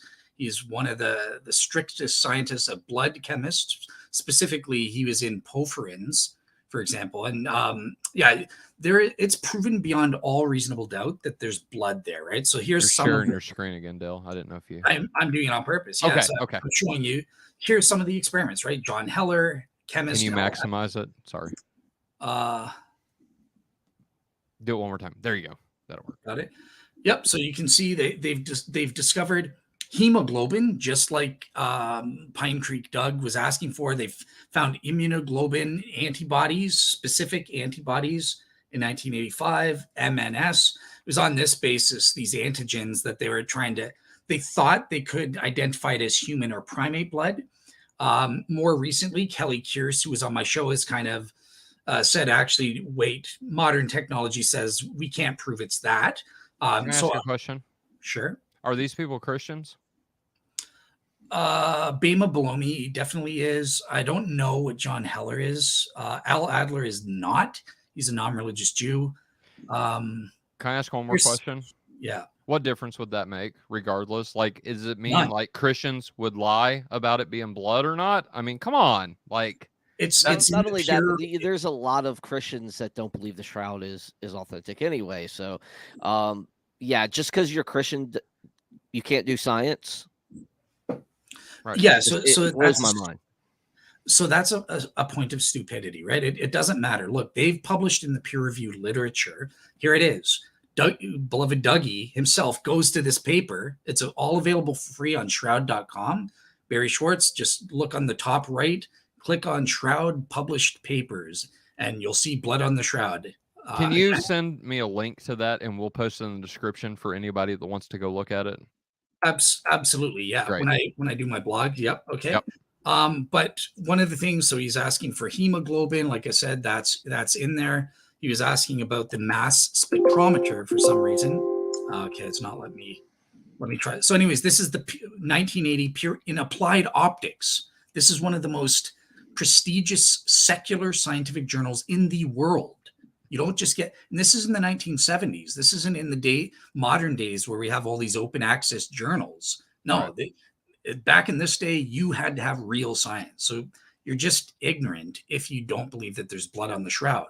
Finally, I want to show this, right? Mass spectrometry. There you go, Dougie. It's right there. you asked specifically for this test. I don't know why you ignore all of the other tests. We did about 15 spectral tests, including UV fluorescence, which proves those serum retraction rings. Paint can't explain those. You'd have to say he painted with blood for that. And here you are again. We have the hemoglobin and that sort of thing suffered through. Hopefully it'll, there you go. Hemoglobin was found along with various other organic components. Now, there is something I did want to add here. Stop sharing. Stop cam. No, what? Stop screen. So Doug is also right that the infamous shroud skeptic, Dr. Walter Macron, did indeed find these. He found iron oxide on the shroud, and he found vermilion pigment, or mercury sulfide is what he was calling it, the chemicals, right? This is proven. Nobody doubts this, right? Stirp themselves, in terms of the iron oxide, this is the red ochre pigment, the main paint, according to the shroud skeptics, that was used to create the body images, and according to Macron, the blood stains initially as well. What's the problem? So Macron, all he did was he never saw the Shroud of Turin in person at all, unlike all the credible Stirp scientists who were in Turin looking directly at the cloth and pointing their instruments, spectral instruments, at least 15 of them, directly at the cloth, taking a reading from the cloth. He was using the dinosaur of technology, PLM, polarized light microscopy, and looking with his own subjective eyeballs and making a judgment. Granted, he was an expert, and so it's not just some Tom, Dick, or Harry. Right. So that's how he did it. We had 15 spectral instruments and various microchemical tests proving that that was blood and not paint. One of those tests was the X-ray fluorescence test. This would pick up the iron oxide. If those images were composed of red ochre or iron oxide pigment, we would see the concentration of iron oxide in the image areas. What was found scientifically and proven in the peer-reviewed literature, again, I'll post these papers, it was uniform amounts of iron oxide in both image and non-image areas. Iron oxide is not responsible for those body or bloodstain images. Now, the vermilion pigment, and this will be the last thing I say before I turn it to you guys, because I don't want to bore you. And I said this on the show, and Doug just laughed it off. I don't understand, man. I said it was contamination. There is indeed mercury sulfide on one sample. Macron only had one sample, 3CB. He looked at it. In the first place, he missed it. It was his team that used X-ray diffraction and discovered this, and then he went back and confirmed it. This can only be explained through pigments, whereas the iron oxide is explained naturalistically. It came in through the retting process of the cloth. When they put the flax into a pond or into a still body of water, and it absorbs these metals or these things. This, in terms of the vermilion pigment, it is explainable by contamination, because what people would do, they would take paintings, place it on top of the shroud to sanctify them. And we have absolute proof. Barry's even shown pictures of them doing this. And obviously, when you do that, certain particles will fall off onto the shroud from these paintings. So that's what this is, because again, all those spectral instruments and microchemical tests in other areas did not find vermilion pigment anywhere else on the shroud. Only Macron found it in this one place. And think about how ludicrous it is to say, well, because it's in one sample, all the bloodstains must have been touched up with vermilion pigment, based again on seeing one sample. But yet we have other contaminants as well. There's pink nylon, a modern felt tip pen was found on the shroud. For goodness sakes, we have insect parts. It is as stupid as saying, well, the shroud's body images must be made of insect parts. We found an first century pollen, right? And I'm a little skeptical of the pollen stuff, but anyways, the point is here, it's like saying, oh, well, the shroud body images were made up of insect parts because we found an insect leg in this one sample. That's the equivalent of what Pincreek Doug is doing here. So I'll shut up and over to you guys. So let me just ask one question, David. I'll hand it over to you, brother, because I know you're pretty much expert on this by now, given your correspondence with Dell. Let me just say it for the people in the back. Dale, let me ask you this. Is the image, or let me be more specific. What you're saying is the blood stains that are on the wrists, on the side, and I don't remember if there's any on the feet or not. Those are legitimate blood and they're not paint. Is that correct? 100%. Yeah, absolutely. David, go ahead. You just convinced Tyler, 100%. No, I'm convinced that there's blood on the shroud. Yeah, well, yeah, I think it's a foregone conclusion, and you know, even for those that don't believe the shroud's actually Jesus, it's got to be somebody, you know, because that's what I've always heard. You know, like my dad, he was a skeptic of the shroud when he was alive, and he would, you know, we would go back and forth on these things, and this is when, you know, I mean, obviously, way before. I was even a committed Christian. Even I thought it was a cool thing, and we would argue a little bit about it. And you would like, son, it says this, it says that, it can't be real. And then finally, one day, we were watching a documentary together, and there was some stuff that came out about it. And he was like, you know, it's got to be somebody. You know, and that was kind of like the consistency. Somebody did die. That's a real person. That is real blood. And that's when he was like, yeah, it's real blood, you know? And so, yeah, I mean, yeah, by all means, Absolutely. We can't. I don't, it's been known for a long time that's blood. 1980, Yeah. it looks like. Yeah. Yeah, exactly. We can't prove a lot of things. You'll hear in pro shroud circles, you know, oh, we've proven it's human or at least primate blood, or it's AB type. I think Kelly Kierce has done a convincing, at least a convincing job to me to say like, okay, it's too soon to make that claim. Mhm. Others in the pro shroud thing will disagree with Teddy. Will say, Dale, what's wrong with you? We can prove this. And, you know, I would call her an expert in the blood. She knows a heck of a lot more than I do about it. So, you know, this is what she's writing her book on. So, but still, I am convinced but it is absolutely blood. That is beyond all reasonable doubt. Yeah. Sorry. Can I ask another question? No, I'm So- still going. No, I'm just joking. Well, then go ahead.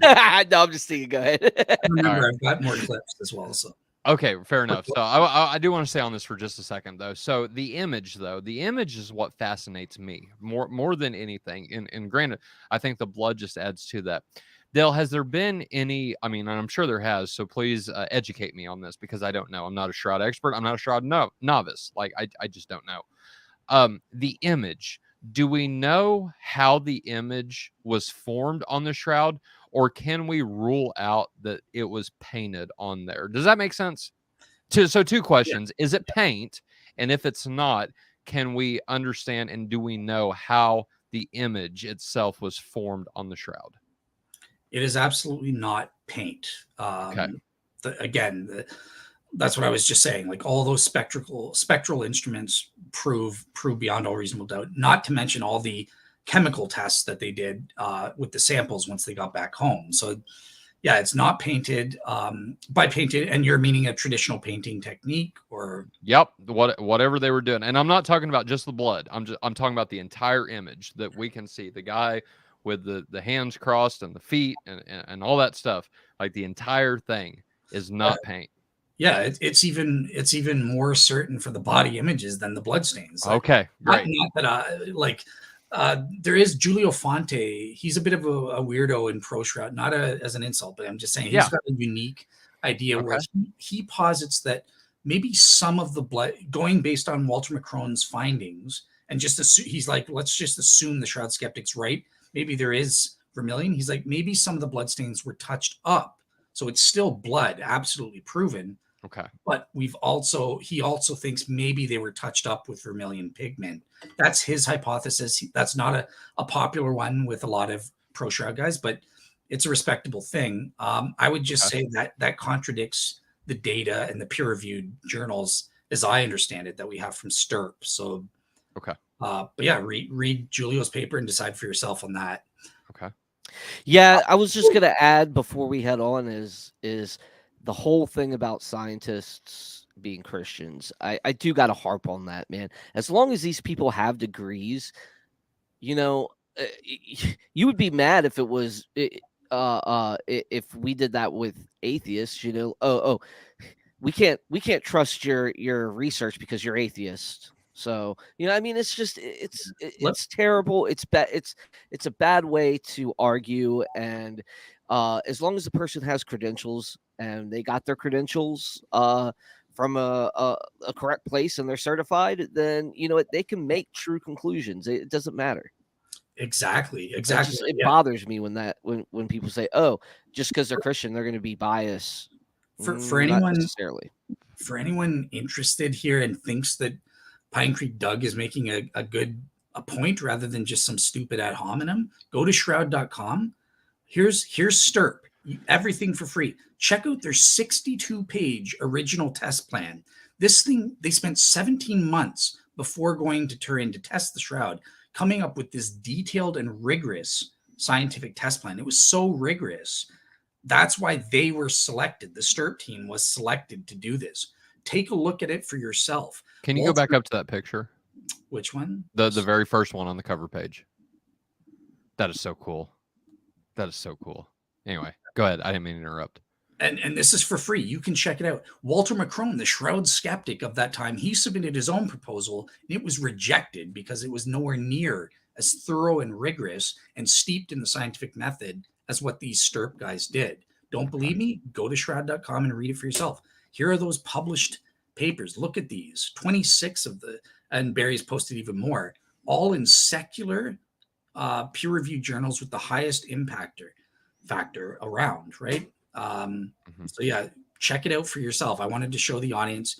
You can go here and read all of these for free yourself. If that's the point of peer review. You can check to see if we're just a bunch of biased Christians or not. You can see what they did, and how they made the conclusions they did. Right. So it's just ridiculous to say they're Christians, so we dismiss them. That's dumb. Sorry. No offense to Pincreek, but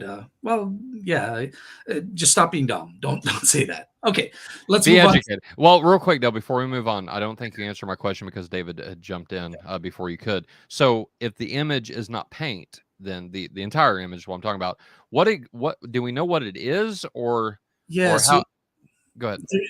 There is some controversy, but the prevailing opinion of what makes up the body images is degraded cellulose. So when you leave your newspaper out in the sun and it turns yellow, okay, that's degraded cellulose. That's what the body images on the shroud are made up of, and most scientists will agree with that, right? They'll say, yeah, well, the other thing is, they'll say, well, it's a staining. It's like an acid staining. Maybe somehow it's been stained that way. So that's the contrary skeptic opinion. So what does that tell you though? Was there somebody wrapped in this cloth actually, and they left a stain on there, or what? Well, how would you answer that?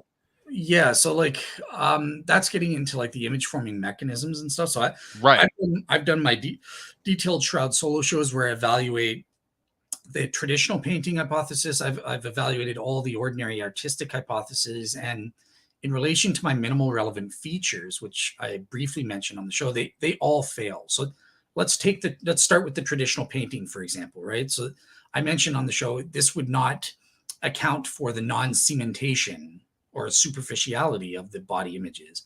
It couldn't be uniform if that was the case. Another thing they discovered is there's no directionality of the body images, meaning there's no detectable paint strokes. If you use a paintbrush, we can tell, okay, you did it vertically, diagonally, and this is on every other painting in human existence. There are no brush strokes, right? So those are just a few of the about 7 categories of minimal relevant features that disprove that. Same with direct contact. I've gone through that and disproven that would work. So in the first place, we wouldn't have these full images, because if it was direct contact, there are certain areas like the tips, the sides of the nose wouldn't be touching the cloth, and therefore wouldn't stain the cloth and encode that.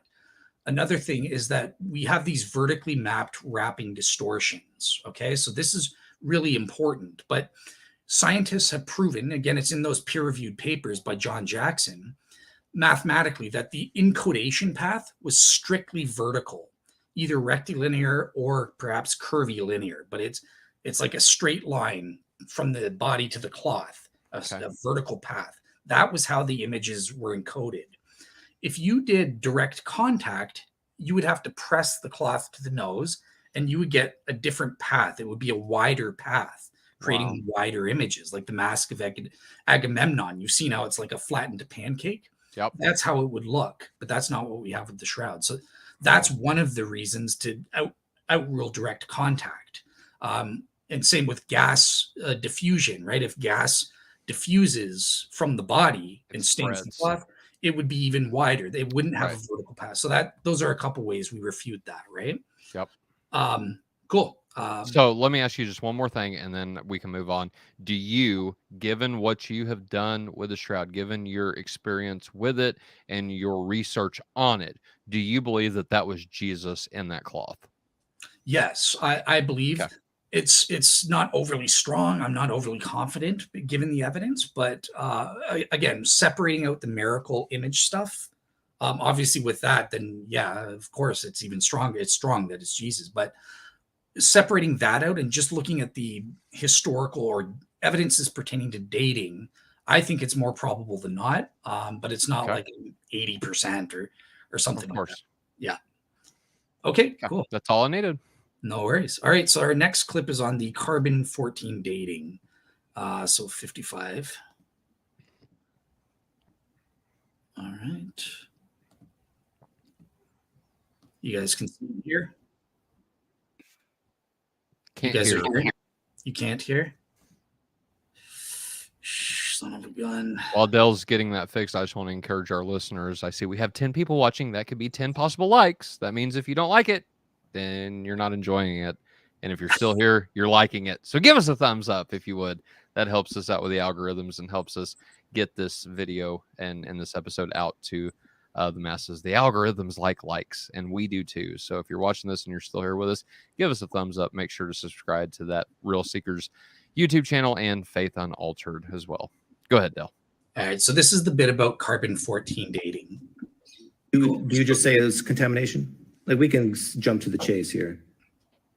It's a form of extraordinary contamination, and basically what I don't take the invisible reweave, which is what you were mentioning. My friend Joe Marino, he's kind of started that view. I think that's probably false. I think that there was extraordinary contamination in the form of neutrons. So neutrons affect carbon dating. Again, this was in the journal paper Nature by famous carbon-14 scientist Thomas Phillips, admitted that this could throw off a first century cloth to a medieval time. Okay, let me ask you this. If it's been contaminated, do you think the whole shroud's been contaminated and that you can never, ever again carbon date it accurately? So because in 2002, they did a restoration project, which kind of, we can't carbon date the cloth and get a reliable result anymore. But at that time, they removed some samples that are just sitting in a safe. We could carbon date those. And a pro-shroud expert is a nuclear engineer named Bob Rucker, again, a friend of mine. And he's done all the calculations with what's called MCNP computer software. It's a government-owned software. And he's done calculations to prove, based on the slope of the dates obtained. So with the carbon dating, we didn't just get, the raw dates, 16 dates, 1260, 1390, stuff like that. We also got the range and the slope, the gradient. It's about 36 years per centimeter. This proves mathematically, math doesn't lie, with a 98.6% probability that there's some sort of systematic error that accounts for the results they got. Okay, so in other words, what I'm getting at is, could you falsify your position? Like, for example, if we could have access to the shroud and do radiocarbon dating on basically every square inch of it, and it came out to more 14th century than first century, you're out, right? You're done. Yes. So again, not on the shroud itself, but the samples that were taken off of it. Because remember, during the restoration project, they kind of screwed things up. So the samples that were removed in 2002. Well, wait a minute. So there's holes in the shroud? There are holes, but these are the samples you're talking about. No, they took like fibers out that were kind of carbonized and stuff. So did they take them out? 2002. Why couldn't you just say that it was contaminated before then? Well, they didn't do anything to it, right? But I know, but let's say we okay, radiocarbon date those samples and they come of 14th century. Well, Why can't you just say they were contaminated? Okay, so basically they should be consistent with Bob Rucker's hypothesis. It's called the vertically collimated radiation burst hypothesis. And if the cloth was irradiated by neutrons, we could prove that by dating those fibers removed in 2002. They should get a date in the future, far into the future. That would, if we don't get Okay, that, but let's say that hypothesis is false. then we would date and it would be game over for. Okay, so that's it for Man. this bit here. So I'll just kind of explain. I'm still sharing my screen, so go here, I think. Okay, cool. So essentially, there you go. Yeah, cool. So essentially what I was saying here with the carbon-14 dating, I wish I didn't get into the 2002 stuff because I think that just kind of messed up what I was saying. But essentially, here's the hypothesis that I give and Bob Rucker and others like Mark Antonacci give to explain the carbon-14. We say that in 30 AD or 33 AD, whatever you believe, when Jesus rose from the dead, his body disappeared and gave off a vertically collimated burst of radiation. And these took the form of charged particles, so like protons, as well as neutrons. Now, neutrons are relevant to carbon dating because these will contaminate the cloth and make it create carbon-14 atoms, making the cloth look younger than what it actually is. And this is how we get this is how the hypothesis says, well, why did it date to the medieval period, right? So the first thing to know is the 1988 carbon-14 datings that we did in 1988 are flawed. So what happened in 88, the scientists there, and I'm not afraid, this is what I believe. Bob Rucker is more generous and he says, oh, I don't think they were deceitful or lying. I think they were. They got a total of 16 dates, okay, when they did the carbon dating. 4 of them were outliers, so the range was anywhere from the 1100s to the 1400s or thereabouts, sometime in the 1400s. That was the total range. They got rid of 4 of the outlying dates, the ones that were the most extreme, and they did their calculations for their peer review paper only based on the 12 ones that fit or were within that rate, 1260 to 1390. And so that would allow them. Why would they do that? What's the problem? And it's because in statistics, in order for their carbon dating to be valid, you have to have it has to be within this 2 sigma range, which equals a 95% degree of confidence. Okay. Now, if they included all 16 dates that they got, they would not meet that 95% degree of confidence using a chi-square test.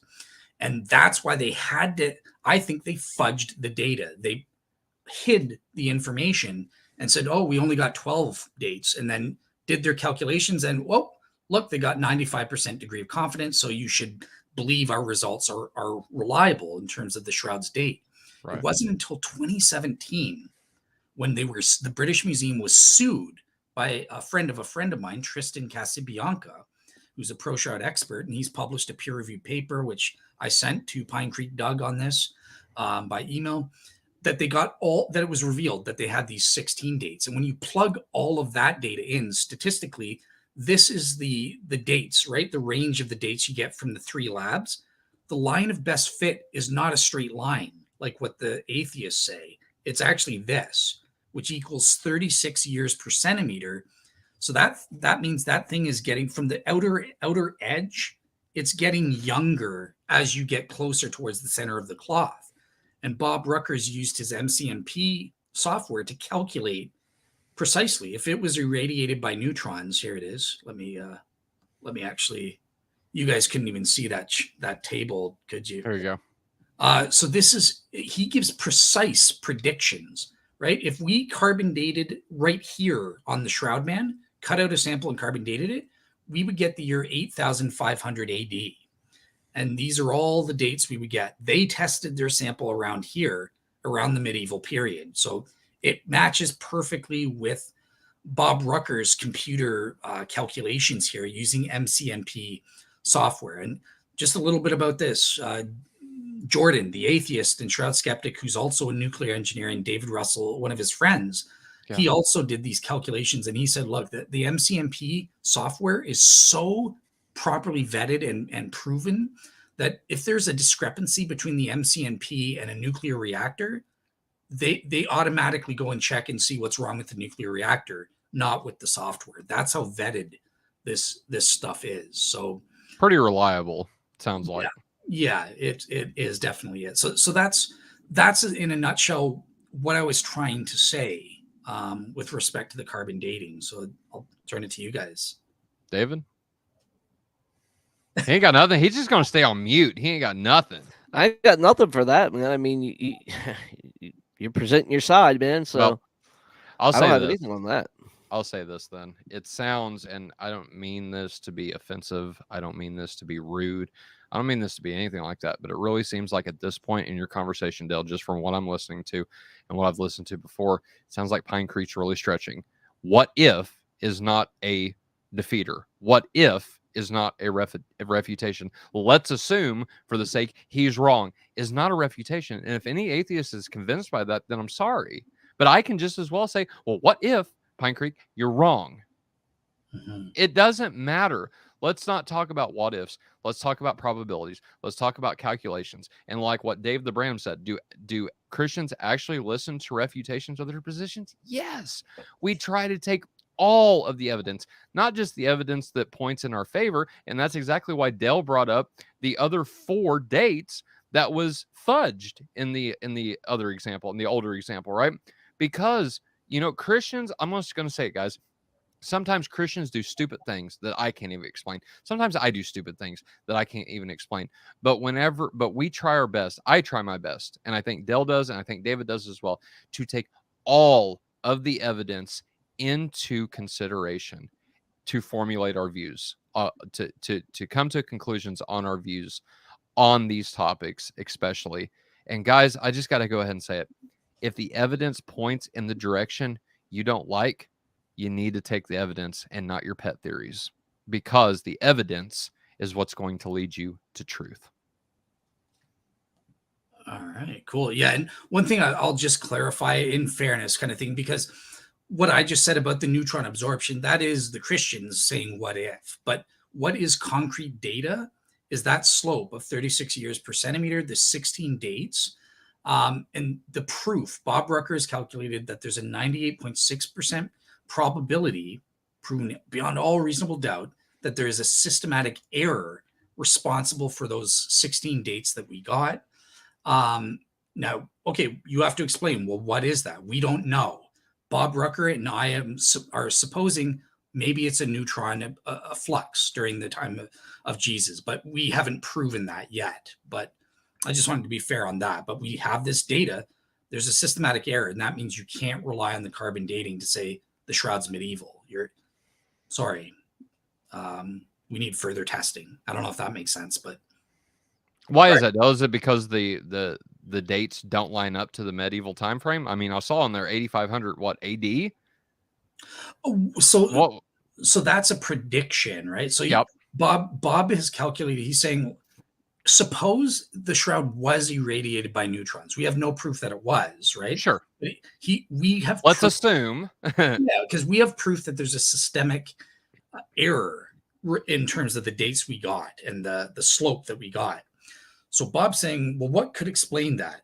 Maybe if the shroud was irradiated by neutrons during Jesus' resurrection, that would explain things. And he's calculated that out to make a scientific hypothesis, complete with testable predictions that can falsify or verify his hypothesis.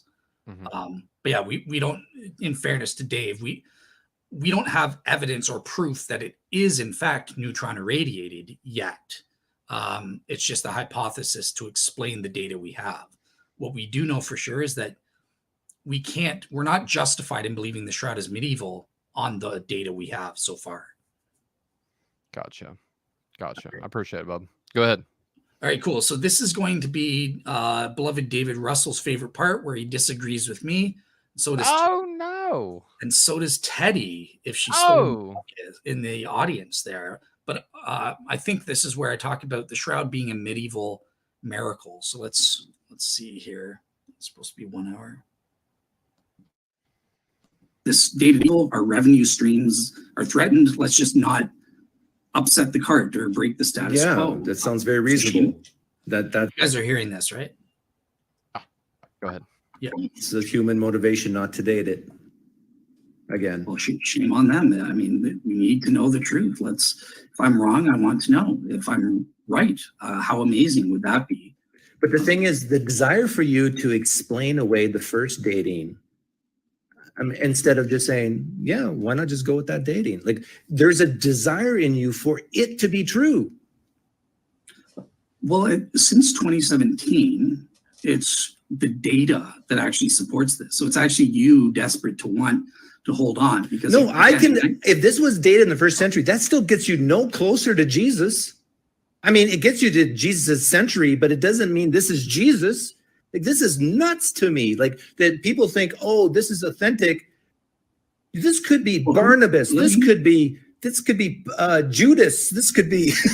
Let me ask you: isn't it Jesus? Can't you tell from the contextual indicators that it's, even if you think it's an artistic fake, isn't it meant to portray Jesus? I've never heard anyone say that. Meant to portray Jesus. Listen to your own words. No, I'm from your perspective to take away Do you context. think Jesus was the only person buried like this? And did you think Jesus was the only person who was crucified? So I think that there are certain contextual indicators from the wounds that suggest that whoever this guy is, he was at the very least meant to look like Jesus. So You don't think Jesus was the only one to be pierced on his side to make sure he was dead? That was rare. I've spoken. So to he wasn't the only one then. It was extremely rare. Again, we can't rule it So out. I can give you 100%, everything you but- want, and that still does not get you that this is Jesus. Well, I think the wounds do, because here, let me say everything, right? So again, the wound in the side, the scourge wounds these are all not normal for Roman crucifixions. How do you know The that? severity of the beatings. Yes, I do. How do you know that, I asked? I've consulted historians. I also had medical experts like Dr. Joseph I Bergeron. dare any historian to say that there's been no other example other than Jesus on a cross that's been pierced inside. No, they don't say that. Not what you said. Extremely rare. And once you compound these facts, I'll even give you that. Extremely rare. That still doesn't get you that this is Jesus. Well, I think that on a balance of probabilities, I think you're a fool if you say it's first century. Foolish, and not as an insult. Sorry. I mean, you lack discernment. Here's a hypothesis that's very reasonable. If there's crucifixions after Jesus, and there was early Christians who, let's say, got crucified as well, they said, "Please crucify me like my Lord and Savior was." Because and the Romans just obliged them and did that. That's unlikely. They wouldn't. I doubt that they would do that. I mean, according to the traditional story, that's not historical. But remember, Peter said he wanted. They did him upside down just to like mock him or something. But it's because there's this New Testament narrative that the artist made it like that. So that's where we get into the images, right? And that's where you have to get into my approach of studying the Shroud of Turin, because believe it or not, I don't care about the historicity. So I have my own unique argument whereby I don't at all, because just like you say as a skeptic, well, if it's first century or even if it belonged to Jesus, that doesn't prove it's a miracle. Agreed. But by the same token, if it's medieval, that doesn't prove it's not a miracle. This is why the science of the images, I'm a weirdo on this front, but I don't think the skeptic can prove that if it is medieval in origin, God can do a miracle in the medieval period. He can do it today. What are you saying now? Are you saying that even if this is from the 14th century, it's still God did it? Yeah. All right. So there you go. So that's there's two elements here, I guess. Like there's the first part about how do we link it to Jesus, even if it is first century, how do we link it to Jesus? And I kept getting interrupted, right? But I was just going to say, look, it's based on the fact that I can prove the images are miraculous. Plus, there are certain contextual indicators. So There's the side wound, which is extremely rare. The severity of the beating and scourging, which is extremely rare. The crown of thorns. Jesus is the only person in human history that we know of that had that. So again, extremely rare. And there's also, I never got to even hint at this on the show, but there's the fact that there's no decomposition on the shroud, showing that if there was a body, again, we can prove that from the scientific argument, it had to be removed before sufficient quantities of decomposition liquids accumulated on the shroud. So that would be within a few days, depending on conditions. Consistent with that implies Jesus' resurrection. So these are how I would say it is either Jesus or at the very least meant to portray Jesus of the Gospels in terms of his death. There's also rigor mortis, there's body rigidity, which suggests he was definitely dead, but you get that from the wounds. So that's how we connect it to Jesus. Then we get into the second part about the medieval miracles. So I have slides to show on that. So I'm going to actually take a break and let David and Tyler respond to the first part. Yeah. About it, Jesus, connecting it to Jesus. David, you want to go first on this one? Yeah, I mean, Good.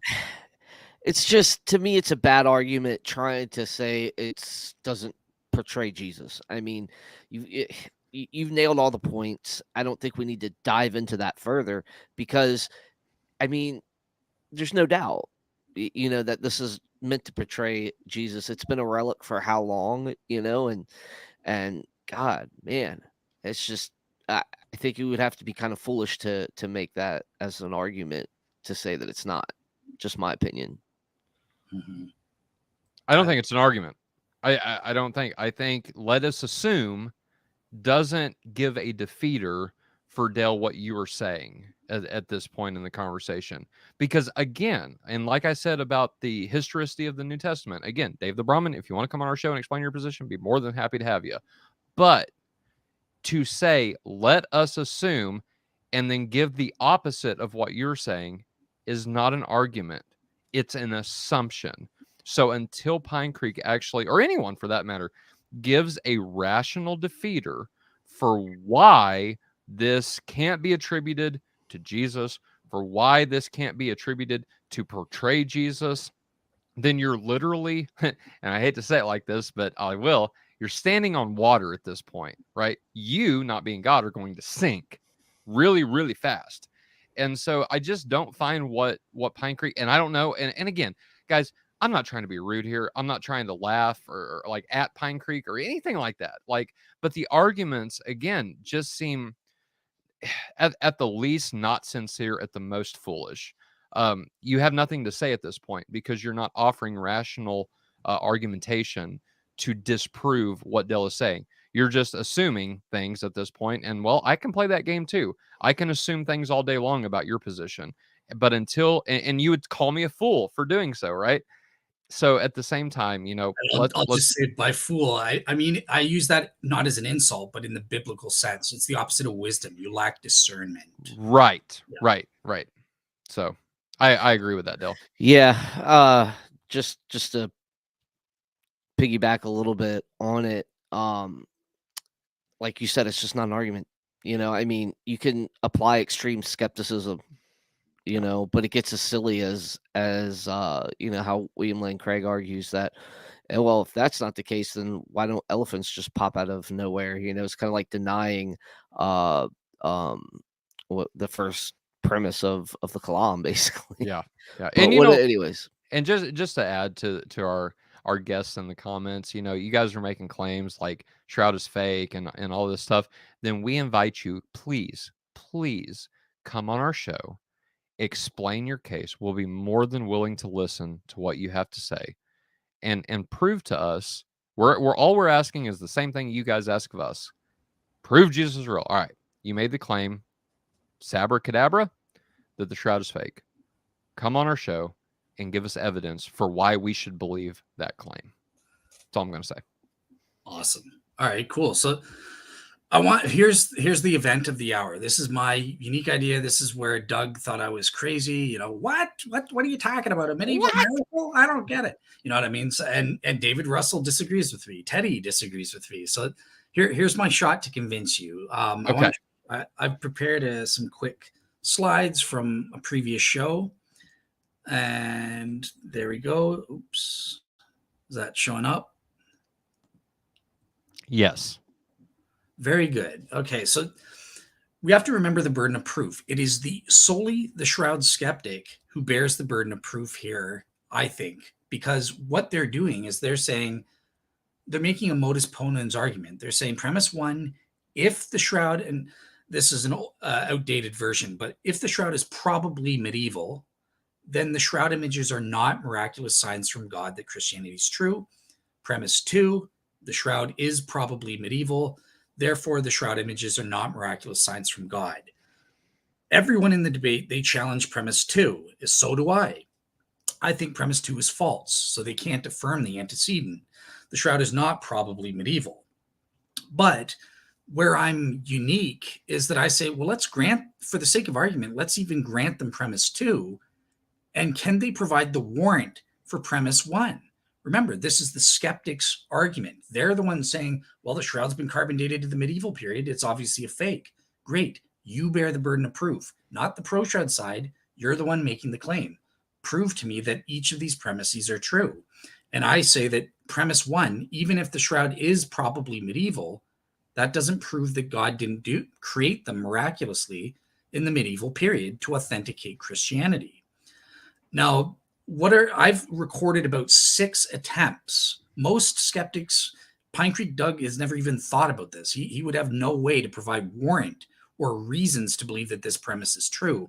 But here are 6 reasons, and I might not go over all of them unless you want me to. But so the first one is, a medieval miracle for Christianity by God is implausible, just in general. No, it's not. What is implausible about 30 AD versus 1350 AD? There's nothing. It's plausible for God to do a miracle to authenticate Christianity at any time in human history. And in fact, we recognize the plausibility when we respect people like Caleb Jackson, who talk about modern miracle healings authenticating the truth of Christianity. Just because it's happening in the year 2023, does it, or 2022 or 1800s, it's irrelevant. It is perfectly plausible for God to do a miracle in the medieval period or any other time in human history. Secondly, it's ad hoc. It's not ad hoc because I'm not the one making a claim. I'm just saying, what if? I'm providing a defeater for you, skeptic, for premise one of your argument. Prove that I'm wrong and give me the warrant for your premise. Here's the one that I think is where most people come in, including David Russell, and they'll say, but if it's a medieval miracle, then it lacks sufficient attachment. It's not attached to the truth of Christianity. And this is where I would say that kind of thinking is not true, because you just proved it is attached to Christianity by saying from the contextual indicators, we can tell, at the very least, this is meant to portray the Jesus of the Christian Gospels and as an essential belief. It attests to his death and to his resurrection. So if we have independent scientific proof or evidence that says this thing is a miracle, that the images are miraculous in nature, I don't give a rat's patoot if that thing dates to 1350 versus the thing. We don't have to link the case for a miracle to it being the actual burial shroud of Jesus in 30 AD. No, maybe God created these miraculous images on a cloth. In the first place, it's not consistent with the first century burial shroud. It's more akin to like a tablecloth. And I think that's explainable because Joseph of Arimathea was in a rush to bury Jesus, so they didn't follow everything proper. He's like, I've got this cloth handy, let's bury him in that. And Jewish law has been proven that there are flexibilities in extreme circumstances like that. So that's perfectly explainable. But the point that I'm making is we have this sufficient attachment based on the number one, we have proof that the images are miraculous. That has to be a given. Secondly, we can tell it's meant to portray Jesus. David Russell and Tyler, we all just agreed. So that, therefore, my point is that a chronological attachment to the time of Jesus isn't necessary to prove that it's a miracle attesting to Christianity. Yeah, go ahead. It'd be a miraculous hoax. Well, what would be a hoax about it? Okay, so a burial shroud, okay, is a burial shroud. It's meant to, if God's trying to portray the death and burial of Jesus, right? And he does that in the 13th century. That's kind of hoaxy. It's not really there to me. But because it is a burial shroud and it is meant to portray Jesus, why it's Jesus lived in the first century. Okay. Yeah. Okay. He rose in the first century. Okay. All those things happened in the first century. So it wouldn't be conducive to be miraculous if it saying it's a burial shroud of Christ. At that point, it is not the burial shroud of Christ, and thus it's a hoax because it's not the burial shroud of Christ. Okay. So yeah. So what I come back with is, So again, it's the intent of what the shroud is, Dale, and what it's meant to be. It's a burial shroud. Okay, so it would not be the burial shroud. Thus, my point would stand. It's not the burial shroud of Christ. Thus, the shroud of Turin would not be what it's claiming to be. okay. So, and in my response to that, then fair point. And just for the sake of the audience, remember, I believe that it is in fact the shroud that covered Jesus' corpse. That's what I actually believe the evidence. Yeah, proves. me too. I'm Absolutely. just speaking hypothetically. Pretend it wasn't. Pretend this is a medieval miracle of God, right? And is that a problem? And I don't think it would make God a trickster in the way that David R. Russell is arguing here, because number one, it's not actually technically a burial shroud. There's nothing about the shroud itself whereby God is affirming this is Jesus' burial shroud. That's solely in this hypothetical, a false assumption of the medieval people. And maybe God in his providence allowed that. He knew that the people would be tricked as a way to perceive it, but there's nowhere where God is positively, this is Jesus' burial shroud. He just created the miraculous images on this cloth, and then people came to false assumptions. But Dale, that's exactly what the claim has always been, though. That this is a relic that has gone back and was found, and it was the burial shroud of Jesus Christ. That's what the claim has always been. That's what it's been always treated by people, as the burial shroud of Christ. Okay, and as again, that's what the image portrays: a dead man with his side wounds and a crucified man from the first century. That's what it's portraying. So I don't. This is why I didn't get it. This is what it represents, what it's supposed to be, what it always has represented, is not that if it's a forgery coming from the future, from the middle century. At that point, it's more probable that it is a hoax than it's not. Now, yeah, the images could be miraculous, and it could definitely be done in some weird way.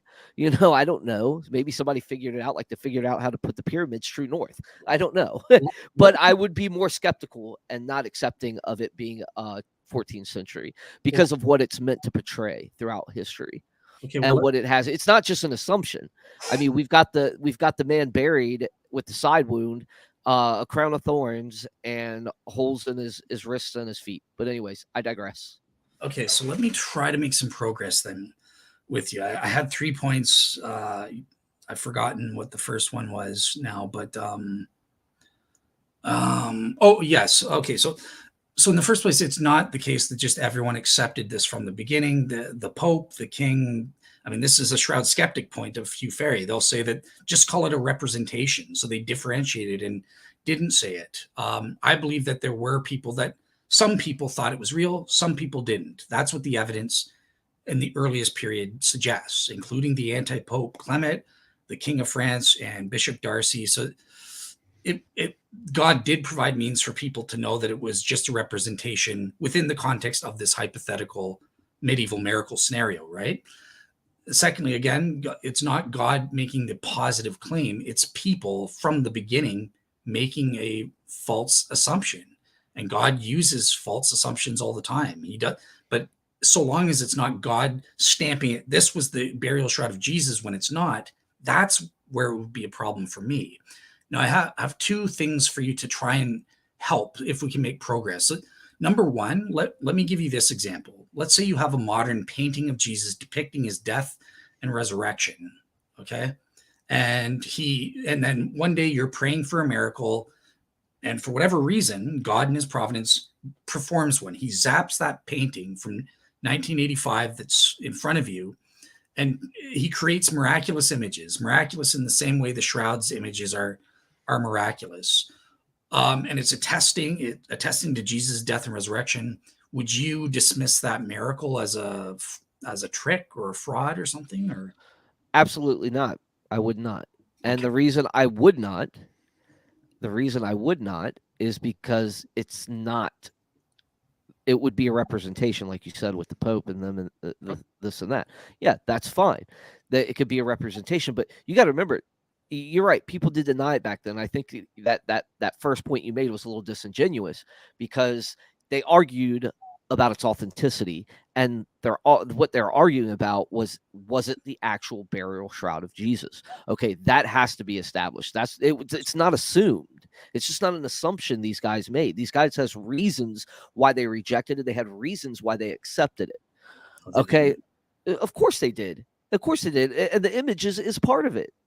So they debated its authenticity, and they have been debating the authenticity of it for years, of what it actually represents. Is it the actual burial shroud, or is it like the images are not a big deal if they became on there miraculously? On that, God can do a miracle anytime, like you said. We agree there, but it's not what the shroud represents. The shroud represents the death, burial, resurrection as authentic or not. That's the whole debate. Okay, well, and it wouldn't be Jesus that wouldn't be his burial shroud anymore. So right, that it's a miraculous painting. I didn't say it takes the form of a shroud, but it has the miraculous property. Now here's my second thought experiment for you, and this is real in real life. People claim this in Spain.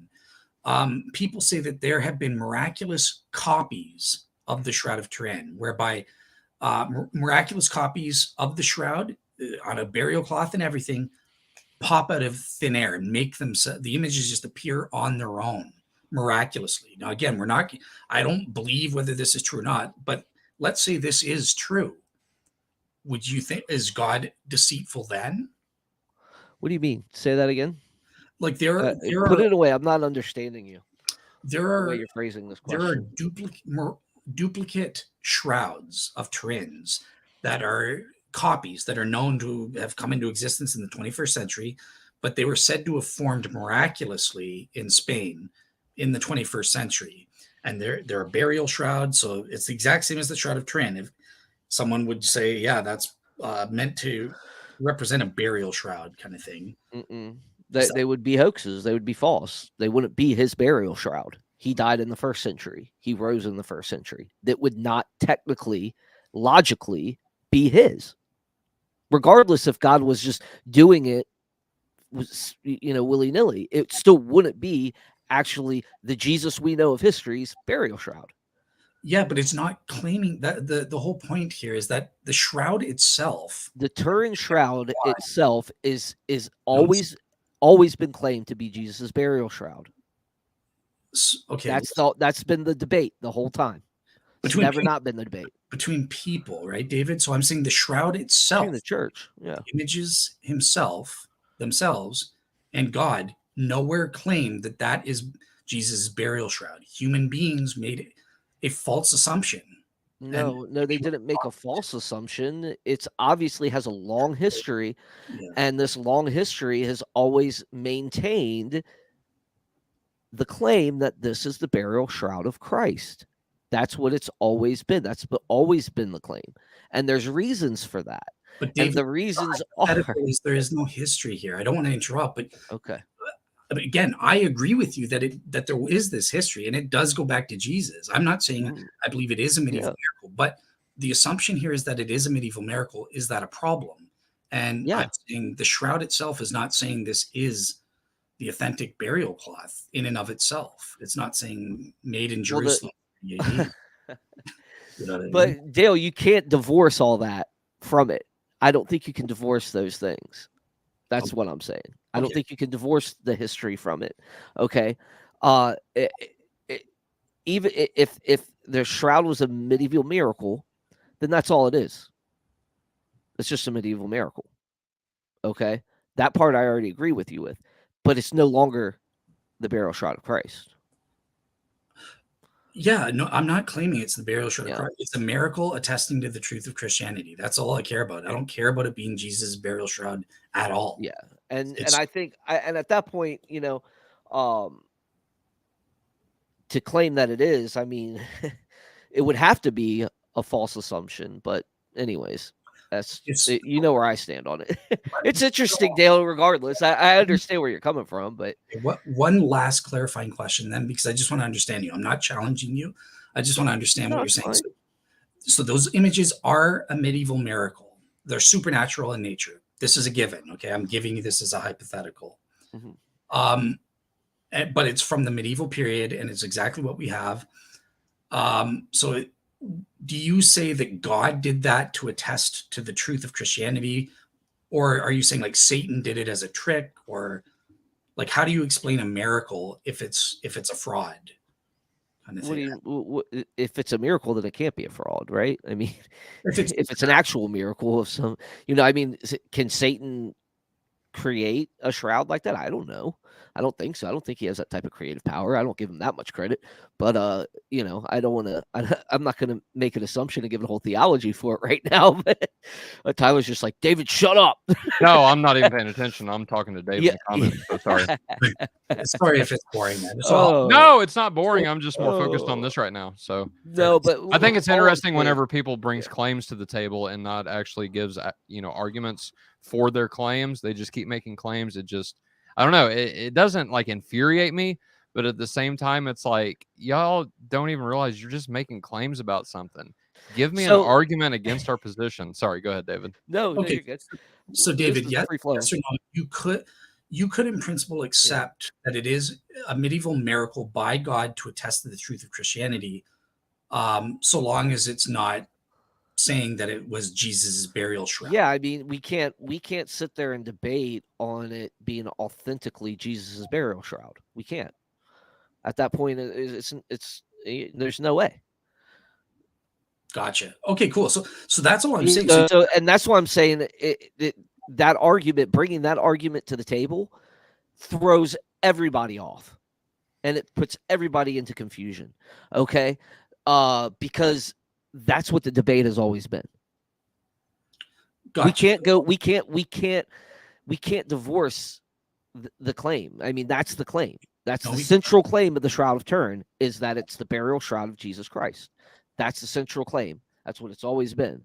You take that away, it's no longer the burial shroud of Christ. It could be a medieval miracle of some sort. It has totally nothing to do with the burial shroud of Christ.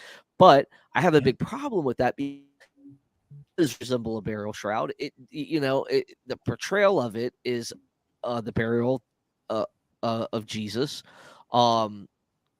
Yeah, man, and it bothers me that it would portray a crucified victim versus a resurrected Savior that gives me the hope of joy and peace. Now, it could, I guess, represent the atonement and what it costs. So, I mean, it's interesting, but no. But as far as the claim goes, it would no longer be able to reside in that claim. It could not reside in the claim that it's the burial shroud of Jesus. Gotcha. Yeah, and that's fine. Like my whole point is, look, I'm revolutionary. The fact we've made a mistake by linking the authenticity of that thing to proving that it has to belong to Jesus to be authentic. Nope.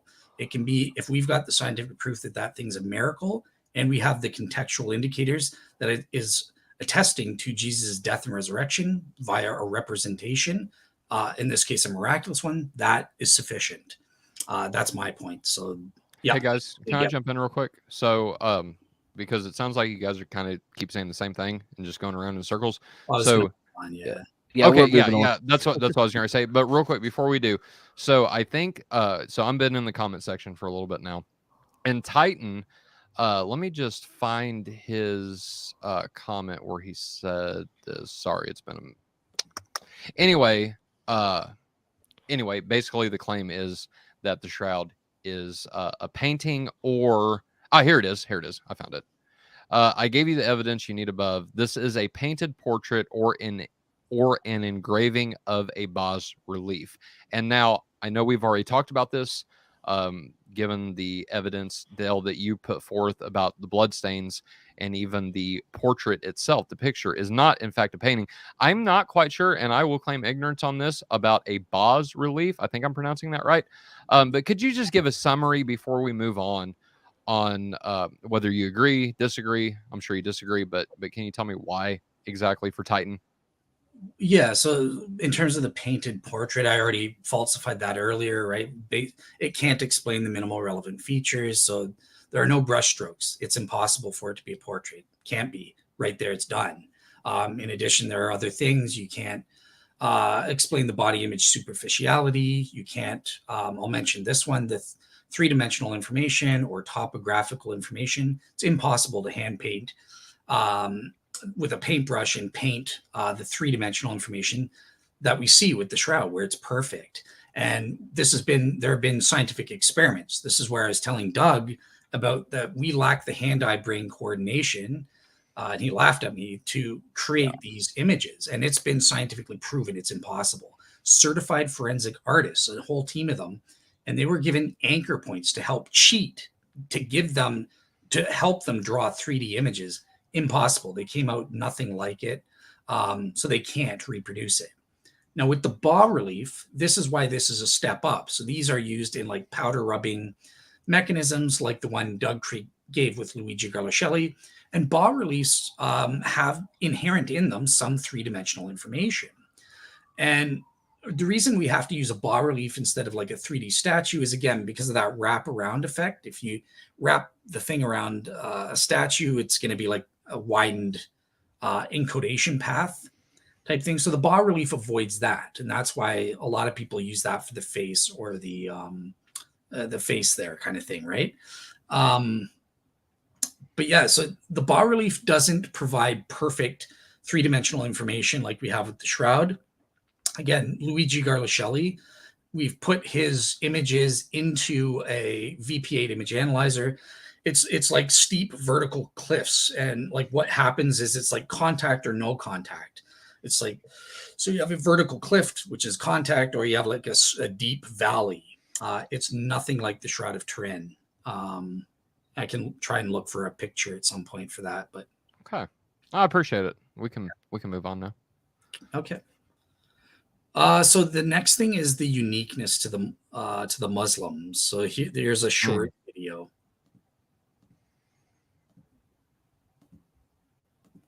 Okay, so this Pincreek just posted today. There's no way to maximize it, I guess. Can you just maximize your window? No. Or no. Okay. Okay. So cool. So he's talking about the uniqueness of the shroud. Typically virtually impossible to do. You can't reproduce the full 3D images using this technique. Because this is impossible. This is impossible for a mere mortal human being to do all that while being illiterate. It's impossible scientifically. It's impossible for an artist to do a good job. We have the experiments done, right?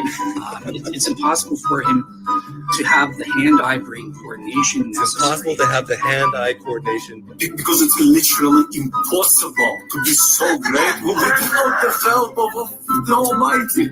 It's physically impossible. Physically impossible for what? For them to recreate the shroud's imaging. Scientifically, virtually. Okay, so yeah, so that's that clip. But basically, the main point here is he's comparing me to a Muslim, and he's basically saying you're arguing the same way they are. They say it's impossible. And another point he made in the original video is that you're like a Muslim because you're claiming, oh, the shroud's unique, no one can reproduce it. Well, that's like the Muslims saying that their poetic patterns in the Quran are so unique. No, they're the most beautiful things ever. And I just expose this as the fallacious reasoning as it is, because number one, I've studied these things, right? So with Shabir Ali, one of the world's experts, and the poetic patterns are nothing like the shroud. Number one, they're not unique. Dr. Raymond Farron has written a book that proves these patterns are everywhere, both before, during, and after the time of Muhammad or the time of the compilation of the Quran. So that just doesn't apply at all in terms of this uniqueness argument. With the shroud, it is unique. It's a scientifically proven objective fact that it has these properties and that people have done experiments trying to reproduce it and they've all failed. So I'll leave it at that and turn it over to the others. Yeah, Dale, arguing like this is pure ignorance. If you ask me, it's ignorance to the data. It's not well studied. Just because you claim something's impossible, I mean, how would you could say this for other arguments too that other people make. You know, if you say something's impossible, it could be impossible for real. You know, and it's not like you're making this claim from ignorance. You know, you're not a Muslim makes this claim as you just presented because you've done the research. A Muslim that makes that claim is making it from ignorance. It's a fallacy to, I want to say this is a logical fallacy that he's doing. It's a faulty comparison, you know? So yeah, I was joking. Kind of a composition fallacy in a way, because it's, you know, he's not, it's not all the religious claims are just because there's a religious claim you can put in the wall, you know, doesn't mean that this religious claim you can. So it's kind of, that's how I kind of see it, kind of like a composition fallacy in a way. Am I correct there with my fallacy, or is it something different? Yeah, it's just he's making a false analogy, as you said. It's in the first place, it's just the uniqueness of the Quran in terms of its poetry patterns is not provable, whereas the shroud's uniqueness is provable in the relevant sense that I was saying it was unique. So that right there kind of totally refutes him. And in terms of the short video, he was more comparing me. He failed in that because he didn't know that I studied with Raymond Farron's work on the poetry patterns. And so he changed it to be, well, Dale said it's impossible to copy the shroud, and this Muslim said it's impossible. So I was kind of joking with Doug. I'm like, okay, great. The next time an atheist tells me that miracles are impossible, I'm going to just compare you to a Muslim reasoning and say you don't know what you're talking about then. So yeah, just because we both use the same word does not make us analogous. So I disagree. I disagree with both of you guys. I actually agree with the Faithiest Atheist on this one. And because Pine Creek played silly music, I am compelled to believe him. That's all I'll say about it. By the way, Pine Creek, send me that link because I want to use that sound effect. Bag of milk. I'm just kidding, guys. I agree with you. Well, I think we've responded to this well. I think we have hit the nail on the head. You know, and it's time to put this coffin in the ground. Yeah. Thank you so much to you and Tyler for letting me come on and just kind of respond to some of the points that Pine Creek raised that I just find were not compelling, and I think I responded pretty well to them. And thank you, David, for having a little bit of a go with me on the medieval miracle thing. That's I'm glad I won that. So it's well, you are a heretic, so yeah, I let it go. Well, at least I don't drink from a bag.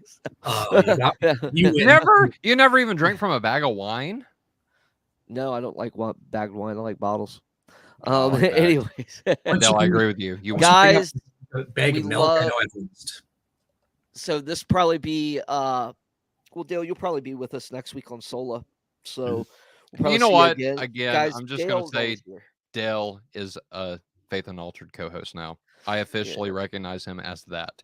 Congratulations. Awesome. If I had a sound effect, I'd play it, but I don't. God just kind of miraculously did it. Like he burned those images in the 14th century, right? It's like he burned Dale's image on the computer screen that you're seeing now. Yeah, right. There you go. Tyler, I refuse to work with this heretic, so sorry. It's me and you. You can't quit. You just got hired. No, I'm saying David's out. He's fired. Oh, David. Oh, I'm fired. Oh, no.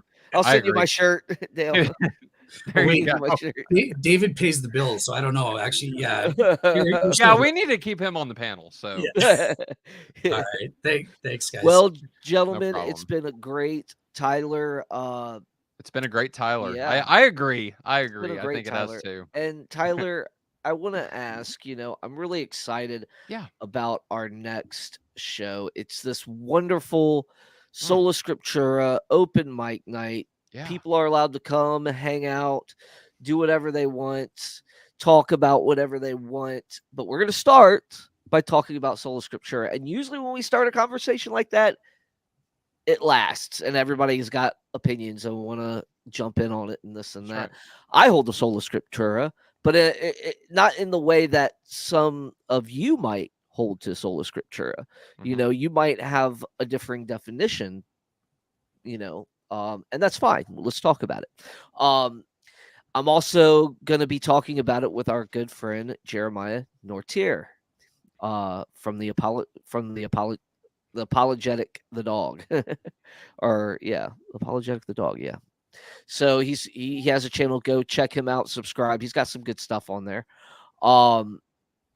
But yeah, again, guys, we're totally listener supported in many different ways. The algorithms work when you subscribe, you like, and you share, so please do that for us. If you're watching and you're a regular watcher, we do have this thing called YouTube Studio, so we can see that a lot of people watch, but a lot of people don't subscribe. Actually, we get more people that watch than they do subscribe. Regular people that come on that watch us thing.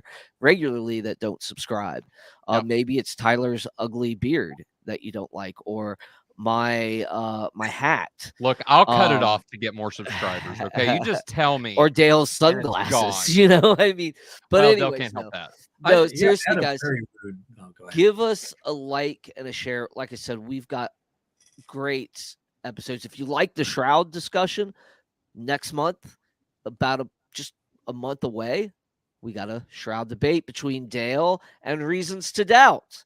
So you'll be able to get more of that. And early February, I got my good friend that he's not a good friend, but he's been on Pora before, and he's a gentleman and he's a scholar. His name is Danny from Phil Talk. He's going to be coming to take questions, and we're going to grill the atheist. Basically, it's going to be a fun conversation, not really a grilling where we're going to insult each other or anything. But Danny's an awesome guy.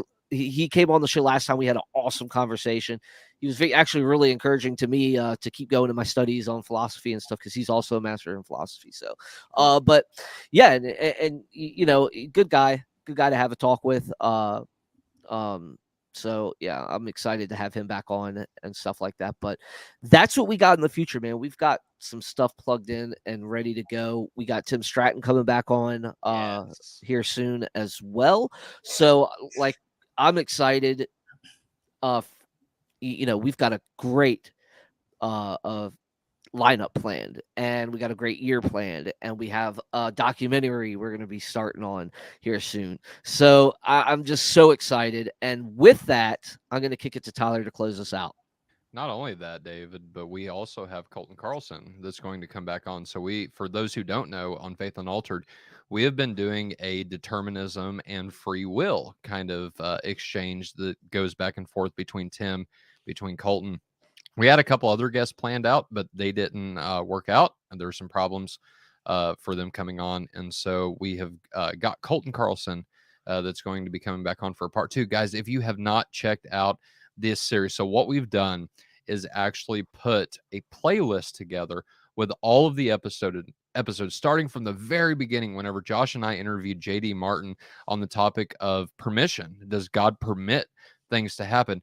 And that has evolved into such a great conversation. I think our co-host Josh had said at one point that this is one of the most in-depth conversations that he's ever seen on YouTube and listening to sermons about this topic, because we're not here to debate it. We're here to ask clarifying questions. And I think that model of this host scheme has done very, very well for this type of conversation. We furthered the discussion. We have, and not said at the same place, and you guys have seen it as well as I have. If you listen to debates, sometimes the guys just go around in circles, but if you keep pressing clarifying questions, what did you mean by that? Oh my goodness, it goes a long way. And I think we've proven that beyond a shadow of a doubt in the playlist that we have created. So go to Faith Unaltered, check out the playlist, Libertarianism and Determinism, and you will see those conversations. But other than that, again, I can't reiterate what David said enough. Please subscribe to the channel. We are listener supported. Give us a thumbs up. We're trying to do everything we can to reach that 1,000 subscriber goal. And we are so close, y'all. I think we're at 950. The last time I checked, it was close to that. I don't know if we've hit the 50 mark yet, but we are close and we need you. So if you haven't subscribed to the channel, please subscribe to Faith Unaltered. Also consider, and please do more than consider, subscribe to Real Seekers. Dell is one of the family now, and we can't be more excited than to have him on full time with us. And so Dell, we love you, brother. And if you're down for it, I know we are as well. And so consider yourself a co-host of Faith Unaltered along with Josh Davidson, Travis Worth, Caleb Jackson. They all do things behind the scenes. Josh has really been stepping up and being, a co-host with us. And so I'm excited. I'm really excited to see that. He's one of my best friends. And so to have him on the conversation, he's the one really that has probed me to, instead of debate people, ask them clarifying questions about things. And I think I've gotten a little bit better at that than I was in the past. And so, guys, I love you all. David, it's always a pleasure. I love our fellowship nights. And for our listeners, I leave you with this. David, get the video ready. Good night. God bless. And ladies and gentlemen, stay like Christ.